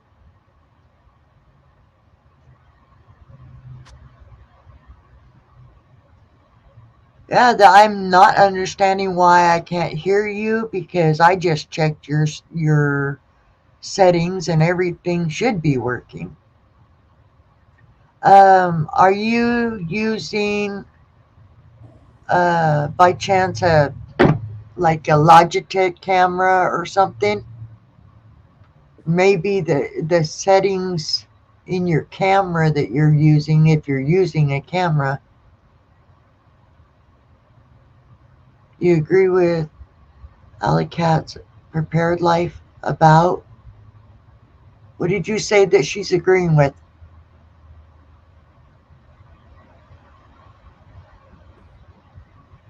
Sarah. I don't know. I've said a lot of things. I don't know what specifically. She said she was using her phone. Is your volume up all the way on your phone?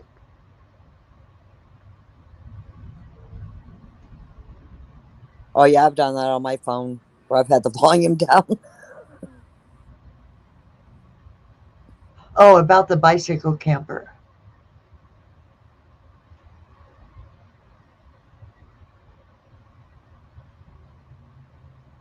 I mean, if you had like the there's a certain type of bicycle wheel.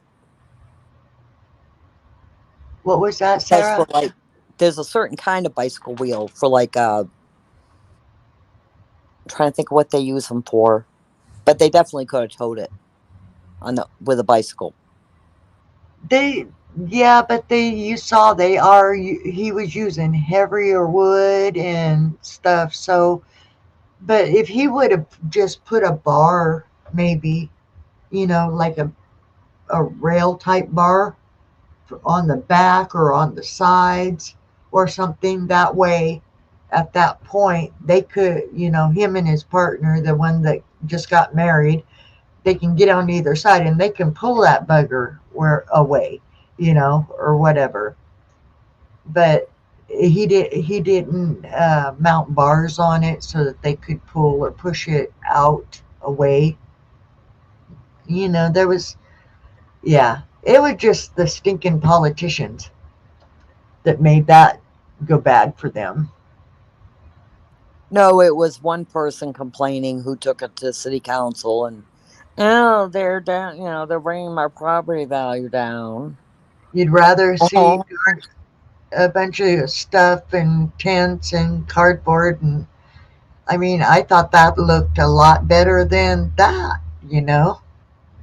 I mean, maybe it would have been a different story if they didn't have them like all in one neighborhood or something. If they put like maybe 2 on each street, all around the city or whatever. Right. Then it wouldn't have looked like, like a tiny house village or whatever. Yeah. Well, I think that I think it was one person complained, went around, got a petition, and said, they're bringing down our property value, and look at these children, they can't even walk on the sidewalks because these things are so big, and it's not, gee, I'm concerned that there's homeless children, but at least now they have a roof over their head. Yeah, it's like they're not living in the tent. Safe. They can lock the door and keep themselves safe in there.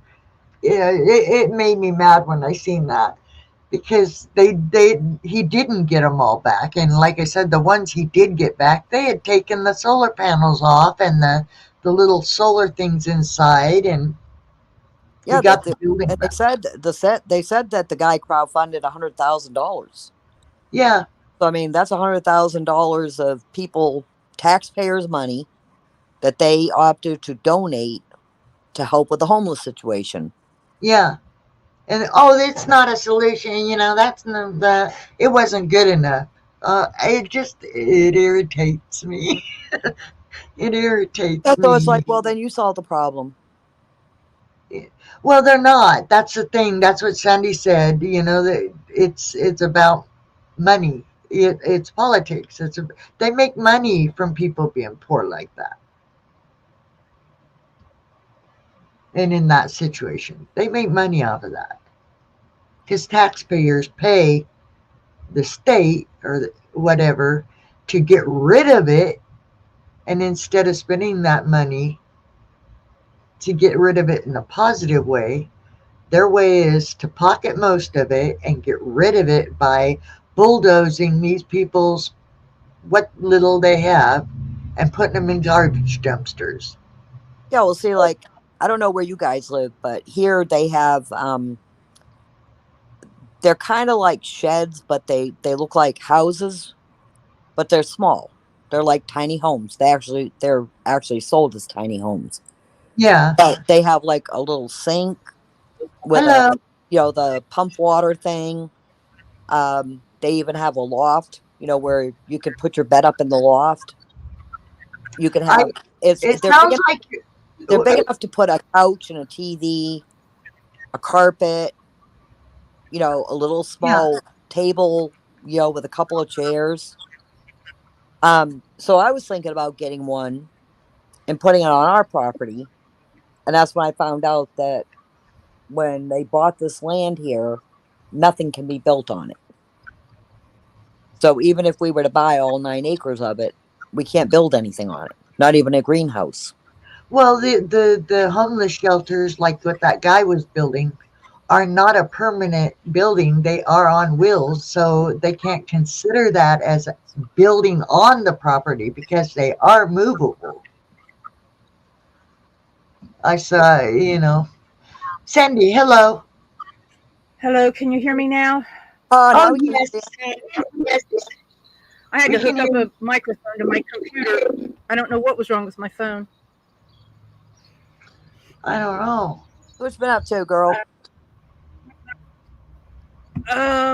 Not much. First of all, that city where he's at, they just got like millions and millions of dollars to build shelter for the homeless, and the people are complaining that, well, we didn't agree to $100,000 per unit for that apartment building. So, you know, contractors made out left and right on that money. That's one of the reasons. Politicians Yeah. don't want to. That's in LA. That was in LA. Hollywood, Yes, I know. right? Sunset Boulevard, actually. I lived on Sunset Boulevard for off and on for a few years. But yeah, it just it and second of irritates all, me. they have building. I know, but they have building code laws, and that's why they got away with just coming and taking the things. Well, that plus they have the power, and the homeless people have no power. Yeah. The bicycle temporarily would work, but what really works is getting them housing and then getting them help. Yeah, Yeah. exactly. But some of them, like I said, won't accept it because they like that freedom. That's not true. They've been slapped around and told you have to do this, you have to do that, you can't do this, you can't do that so many times that they just don't want to deal with it. But if you put them in housing and then you deal with the problems, they will go. If you don't believe me, watch the type into your search on YouTube Finland homeless, because Finland is down to next to no homeless, because that's exactly what they did. Let me write it down. Finland? Like the Finland, country? That it Okay. is the country. Okay. I think And I they saw built. that, Sandy. Yeah, they just put them in houses, and then you deal with the problems. And a lot of them have gone from the shelters where they were at and getting their problems dealt with to being independent again. And some of them are there and they keep relapsing into drugs and alcohol, and you know, but they're in a shelter and they're not going to freeze to death at night. So Yeah. But here in America, they don't get that if they're alcoholics, drug addicts, you know, like the shelters anyway. If yeah, you because go they're to a judgmental. shelter, huh? Because they're judgmental and they're not trying to solve the problem as much as they're trying to do what they want to do. Right. They get And federal that's grants, what, and federal grants have rules.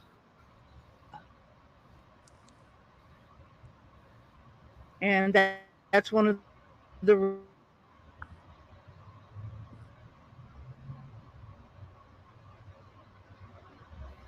uh, yes. yeah, But homeless. temporarily, the bicycle would be better because they set those houses there in one spot. If they did what the guy you showed, I can't remember his name, but I support him every month. He gets money from me to do that, and that's what he does. He builds the little camper thing. He gets them a bicycle. He gets companies to donate the solar power and you're calling it a generator, but the little battery pack. Yeah. And that's what he does. See, they can move those around. And if they came to say they, you know, you just don't stay in the same spot all the time, move around, and that would be better temporarily than, and that's why that didn't work. If somebody could contact him and tell him that, because that's technically a camper, and you can't live in a camper on any property anywhere in the United States. You can't live in a camper. You have to get your camper redesignated a tiny home. Yeah. You have to get it redesignated as a tiny home. You have to get zoning for it. There's all kinds of messes with that. Yeah, Anyway. I just, it made me smile to see these people.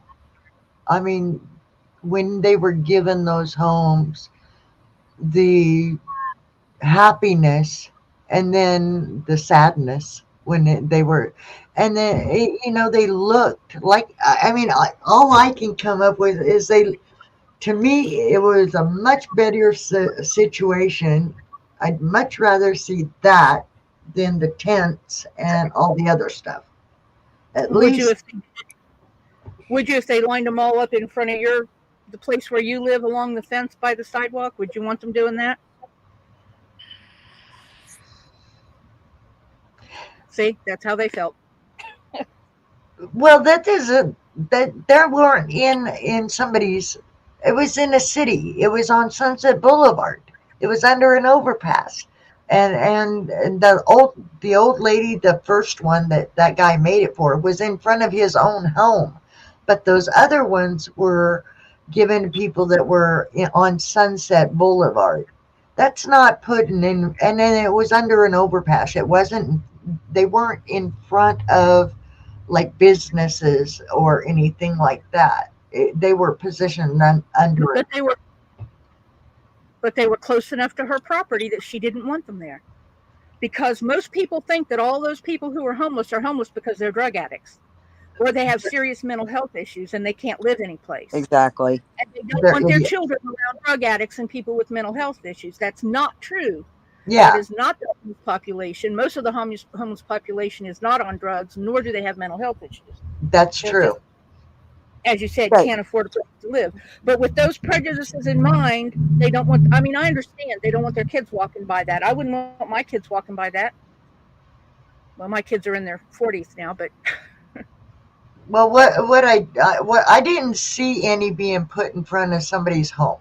I didn't see that. I saw him taking them to that area that was actually in city limits, and they didn't like that either. But it was on at the end of Sunset Boulevard under an overpass is where he was bringing those to. And then, like I said, the one for the old lady was in front of his own home, and where he build those buildings at. He allowed hers to be right there, but the other ones were all at the end of Sunset Boulevard, and they were under that overpass, not by any business, and they weren't by anybody's home. But people was afraid to walk on the sidewalk because of this. And because they were close to their home.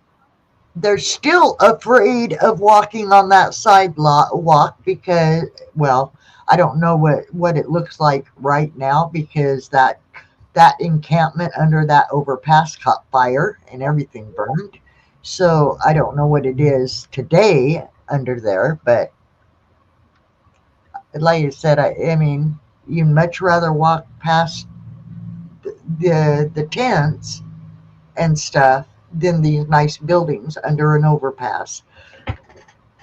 Either way. Sandy, let me ask you a question. Sandy, let me ask you a question. When you saw the picture of all the bicycles and the suitcases and all that stuff, what was your first impression of that? Well, I've watched a lot of videos about a lot of homeless people, and some people have those bicycles, like you said, because there are several people in the family. Without talking to them or interacting with them, I have no idea. But there are also people who collect bicycles and then take them apart and make carts and make other things out of them. So there could have been any of that. What did I think? It looked like they'd been evicted. Like KK said, it looked like they'd been evicted fairly recently. Yeah. Because they still had furniture and stuff.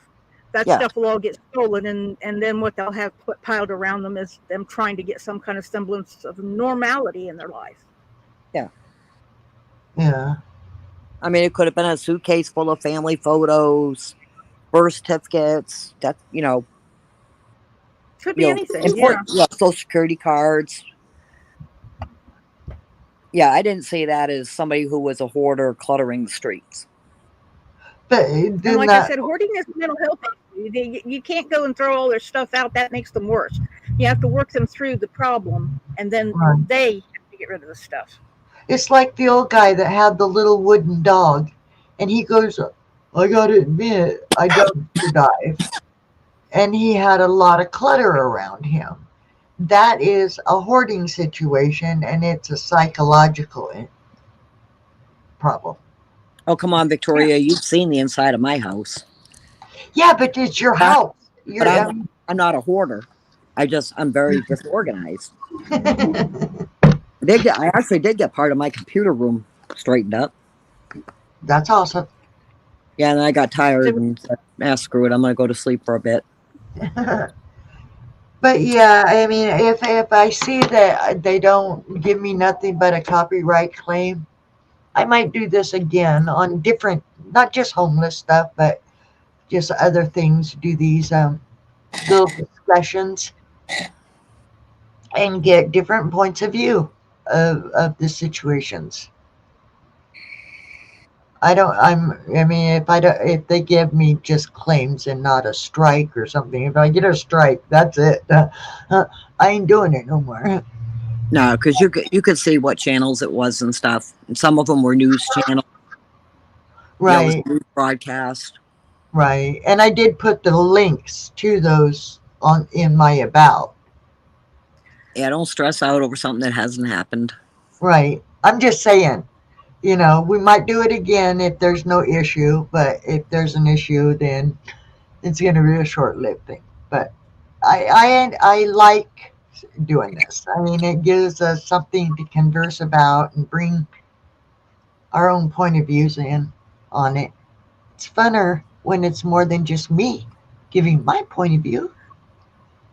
I listed somewhere up in the chat. I linked that. I put a link in for that video I was talking about. Oh, okay. Hold on. Let me see. Let me go up. Okay. I'm scrolling. Scroll on. Scrolling. That's Bill's link. Was it? I mean, even that idea. I mean, buying a nice piece of land and putting up tiny houses or whatever. Was it before or after you dropped your link, Sandy? I don't remember, and I can't interact with your comments for some reason. Let's see.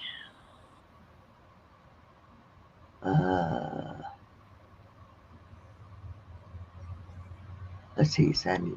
No, Messenger. Finland is not a whole different scenario. They had the same exact problems there that we have here.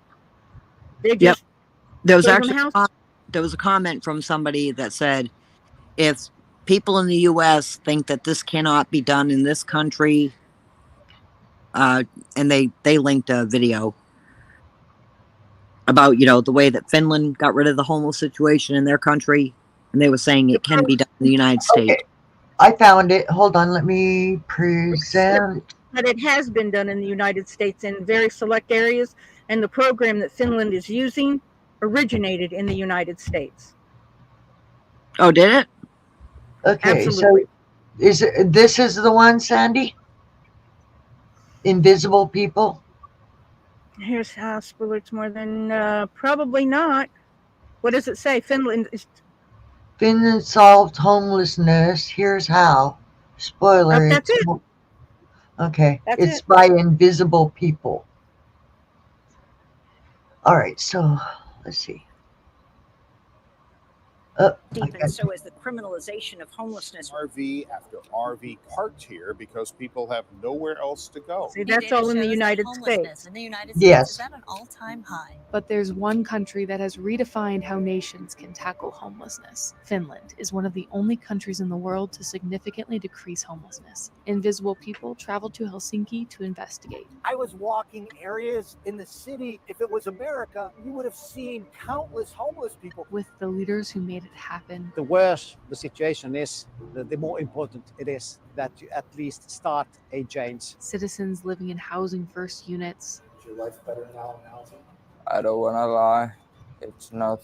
And everything is better when I live here. And the staff that supports them. A person needs a home, so the other stuff can happen. You can never get so low that we will not be beside you. Housing first comes from USA. We changed the systems completely. we went all in with the housing first. And same time, this kind of camps disappeared. In America, people don't want to give housing to homeless. What would you say to them? She would say that it saved her life and it will save others' lives too. And so that's why Housing First is so great, because otherwise she might be dead. How has her life changed in housing? She doesn't use drugs anymore, and that's quite big. Work. There's a rhythm in life. Normal life, which is what she wanted. What's the favorite part of your apartment? Bed and the kitchen. What is homelessness like in Finland? Very bad. And it was very scary. Täällä on kylmät talvet. Winters are cold Pitkiä. and they are long. Homeless as hell in Finland because you're really cold, really wet. Not very nice.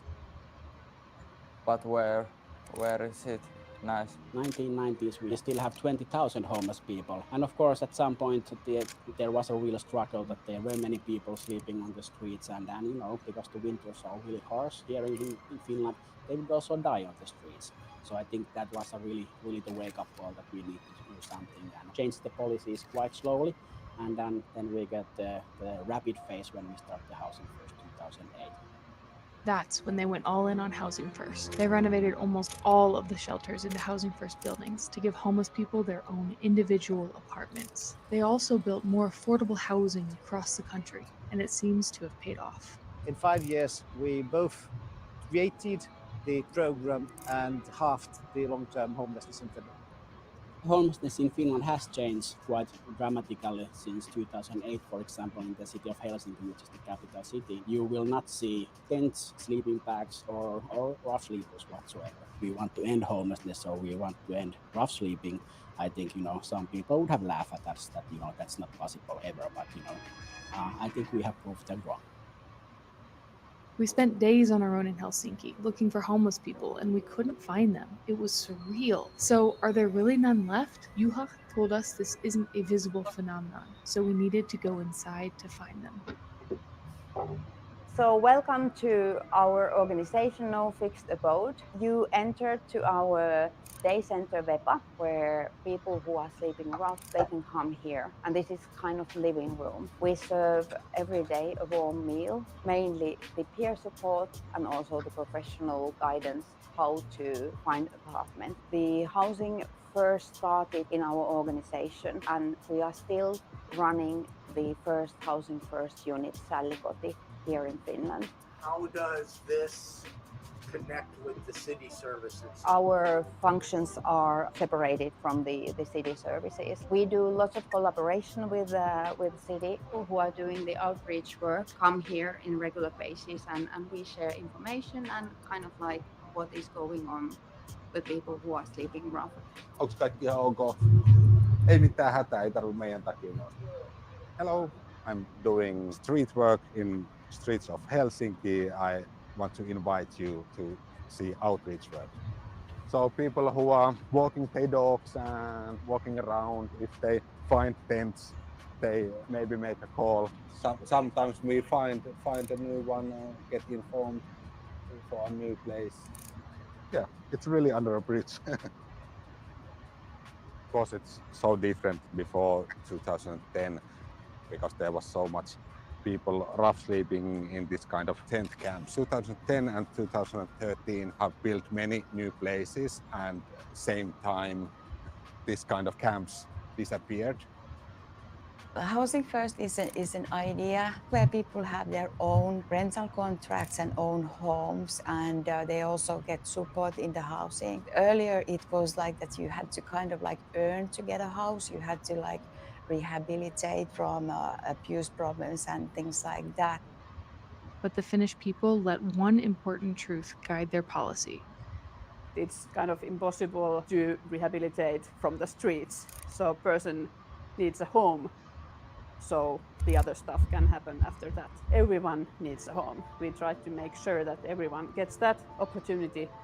And that sounds incredible, but we wondered, how can Finland possibly keep up with the demand? Aren't more people falling into homelessness every day there, too? So we asked Finland's former housing minister, who spearheaded the entire project. The housing market do not work perfectly. We need also to regulate part of the markets, not the whole, not at all.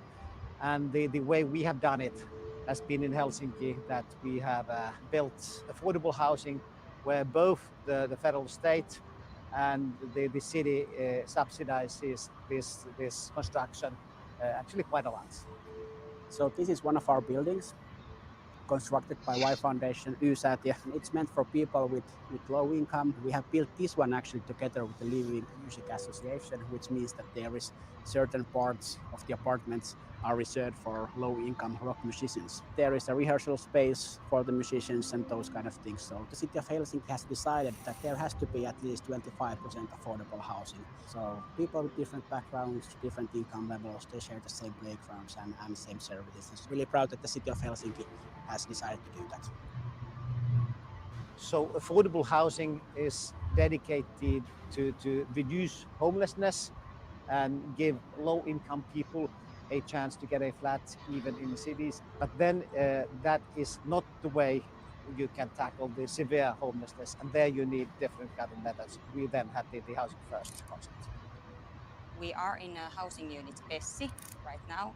Our tenants who live in this floor, they can make food together, and they also take care of the floor cleaning and such kind of things. Just moved in. They come to my penthouse. That's my koti. It's his home. This is my home.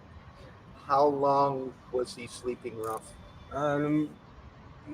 He left his step-parents when he was 15, and he was living in a hallway. How long has he been in housing? That's my point. 13 years. 13 years in housing. Is this his longest time in housing? This 15 years is the longest period ever. How has his life changed in housing? No. His life is more orderly right now because he doesn't use constantly drugs. He's doing substitute treatment for opioids. Or how did you survive homelessness, especially in the cold?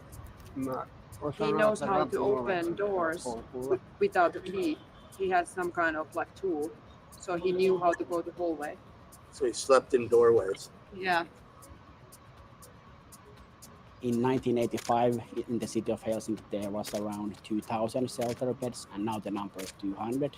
There is still rooms that you share with 2 or 3 different people and so on. If the solution for you is scattered housing or housing first unit, you are not waiting in a shelter or on the streets. Then the time that you need to wait that apartment and support to come available, you will have access to temporary accommodation, which means that you have a room of your own and then you share the kitchen and bathroom with someone else.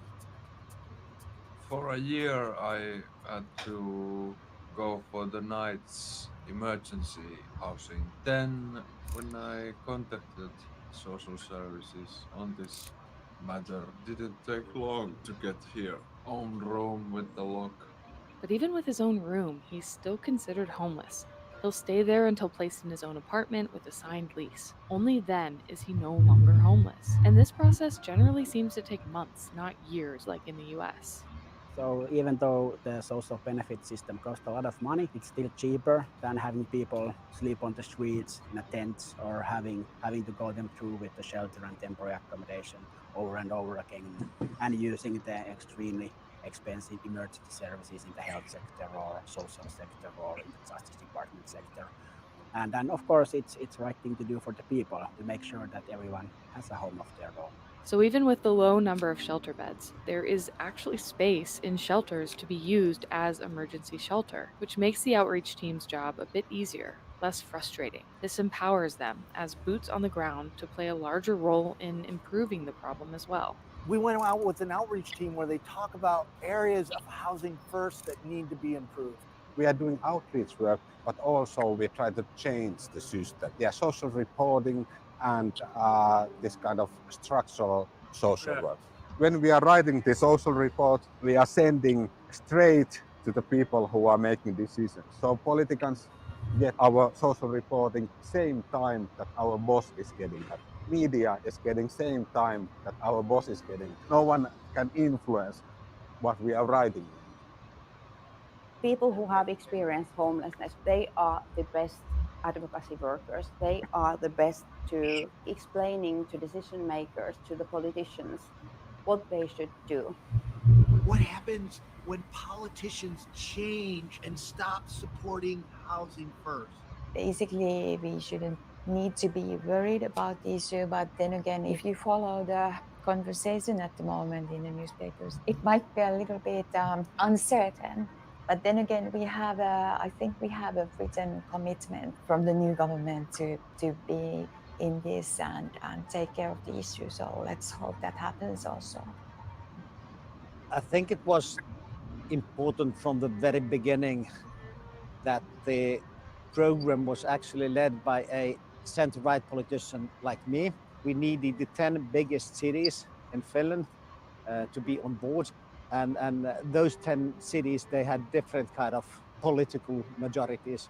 We explained each and every mayor and a lot of city councillors and so on. It is the interest of everyone that we are able to reduce the homelessness. Explained how it makes cities safer, how it makes cities more pleasant, and that in the long run, you even save taxpayers money. So you could say that we had all the main parties in Finland somehow involved from the beginning, which of course then creates a better basis that these programs and these concepts will be respected even in the future. So what would you tell Americans that don't support housing first? They say, oh, that's great for them, but we can't do it here. So we are very small country, and you are the big country, you have a lot of money. So if you want, you can really do that. Make the change, and housing first comes from USA. You guys took the idea and ran with it. And we have more resources and obviously more homelessness, but we're not doing it as good as you. And if we did, we would be reducing homelessness. Yeah, if you want, you can do it. Here's a In key the word. US, housing first is doable. Trying to think about. What was that? So that was the key word, if you want. Right. Why we want to build affordable housing and how that connects with the housing first. And at the end of the day, if you don't care about people and humanity, then I think most people will care about finance things. So it's always much cheaper to house people and have the right support for people than that they are sleeping on the streets, on the tents, going through the shelters, and then this kind of revolving door effect. It's totally doable. There's need to be a lot of courage to do different kind of decisions regarding affordable housing and housing first, but also different kind of prevention solutions. So when people are struggling with their mortgage or their rents, so that there would be different services to help them so that they don't end up being homeless altogether. So combining those things, prevention, affordable social housing, and housing first, miracles can happen. It's been a great relief. It's been so long since I had a place to call home. Is your life better now in housing?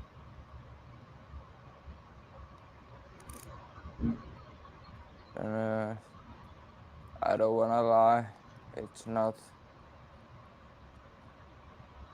I should stop doing drugs and get back to work.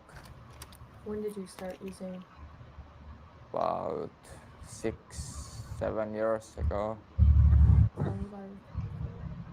22 now.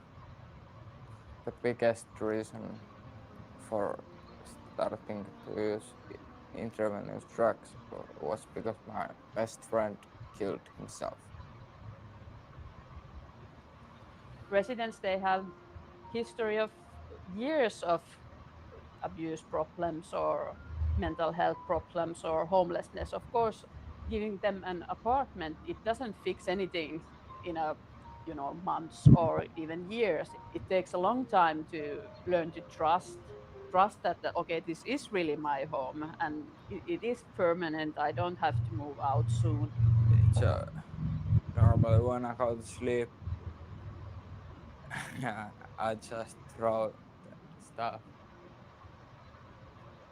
Messy apartment is better than the streets. It's a place where they can feel safe.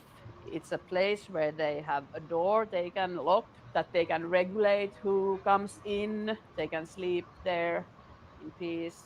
Anybody that has a very messy room, they also have a very messy mind. And when you lose hope and when you are very depressed, you don't have much energy. And sometimes it's also because you've never learned how to keep a tidy home. Nobody never taught you really. Maybe you've been in some kind of an institution living your childhood. You've never seen what a home looks like. What do you do at home? How do you clean your kitchen table? How do you clean your toilet? Should you do it every week? Why should you do it? How to do it? So there's many ways we can help. Because if you have been getting these problems for 10 years, Hello, how can Gina. they be solved in 1 week or 2 weeks? We have to be patient. You can never get so low that we will not be beside you. We will walk with you. The problems of Housing First do not overshadow its impact. This young man is no longer homeless, and this young man is going into treatment. Everybody's talking about Housing First, Housing First. Yeah. It's important, but it's more than Housing First. It is. It is. It's also support that comes together with housing. So we don't leave a person alone with apartment. And their definition of support is impressive. Every building we visited had jobs and activities for its residents. We're talking recording studios, gardens, gyms, outdoor fireplaces, finished saunas. It's clear they're thinking less about housing numbers and more about improving the lives of each individual person living there. We have to understand that Housing First is not housing only. If I have problem, there is stuff and I can call them. Hey, I have little notebook videos. They help me. If I have something paper, what I don't understand, I can go there and say, hey, I don't know what I do with this. They help me. We have work here 4 days in the week, Monday or Thursday, 4 hours. We give little money. So how long have you lived here? Almost 2 years. Almost 2 years. You like it? Yeah. It's very, very, very good. If I not live here, I drink more and more. And everything is better when I live here. People saying a lot. They used to drink because there's nothing. They were alone. They don't have really nothing to do. And when they're here, the community is helping and they have this little work here and of course the staff who can support them to be sober. So she was using drugs when she was homeless? Joo, niin oli. She was like so scared. She had to be under intoxication in order to cope with that situation. So that's why she used drugs and that's why she doesn't use them anymore. Tänne kun mä She muutin, niin needed no alkoi treatment työtoiminta. because when she got her own home and own key and then she started working here, it changed her life and she said that she just left the drugs after that by her own will. What kind of drugs? Kaikkea. Everything. That's her answer. See this? That is a Housing First building. Almost 100 formerly homeless people, because it's not a shelter. Many of them are still substance users, but they're using inside. And families are walking by, children playing, safe, smiling. That's how you end homelessness. We're in downtown Helsinki, area called Töölö, which is a quite wealthy neighborhood. Ruusulankatu housing unit is 10 years old. The people who work in that housing unit are doing a lot of work regarding that issue, the NIMBY effect. Then we also have our own specialist worker. She organizes meetings with the tenants and with the neighbors. it is better to place these units downtown and in those places where you have a lot of people instead of those places where you have less of them. Because in downtown Helsinki, downtown cities, people are used to all kind of people. And actually, you don't notice these units as easily as you certainly do in other neighborhoods. But from the very beginning, we also understood that we treated these people as human beings, not as homelessness people. You lose hope when you are on the street, and it means that you die sooner. That's just a fact. It's quite hard to survive on the street for decades. And so if you get a home, you get hope, and you start taking care of your life, so you can become part of the society again. Because when you are homeless, it feels like it that you are not part of the society anymore, that you are invisible and you are like an outcast. 10 vuotta I lived 10 years on the street. Se oli pohjasakkaa. Really upsetting. And I felt that I was like on the bottom of society. It's a priority that if you have a place to be, like even a place to stay, or if you have an apartment, it's like you are human. Without that, you are not. Okay, so yeah, I wouldn't call this a house full of drug addicts. I would call this a house full of people who have problems with substance abusing. I believe that no one should be on the streets. Like it's not good for anyone. It's not good for them, and it's not good for the society. Like who benefits from that? And we used to think that those people need to get rid of alcohol in order to be able to live in a flat. In that time, they went long rehabs. And after that, when they collapsed, they lost their homes. And that's not a very good thing as we can see it. And that's why we think that Housing First program is the best way to make people believe that they can live with a little of support, not losing their homes if they are using drugs or drinking alcohol or have some other problems in life. With some people, it might be really difficult for helping them in the housing support because they might be extremely violent, and in some cases they have to be just signed out, and then they continue queuing to the next place. And now that it's been already in work for over 10 years, I think there's a lot of experience already how it's working or what's not working. And mainly it's that we have to talk with the tenants all the time. We have to have meetings and we have to talk with them every day. And when we hear each other, we also have respect for each other and some kind of an appreciation. And that's how we change things that need to be changed. In America, people don't want to give housing to homeless people. What would you say to them?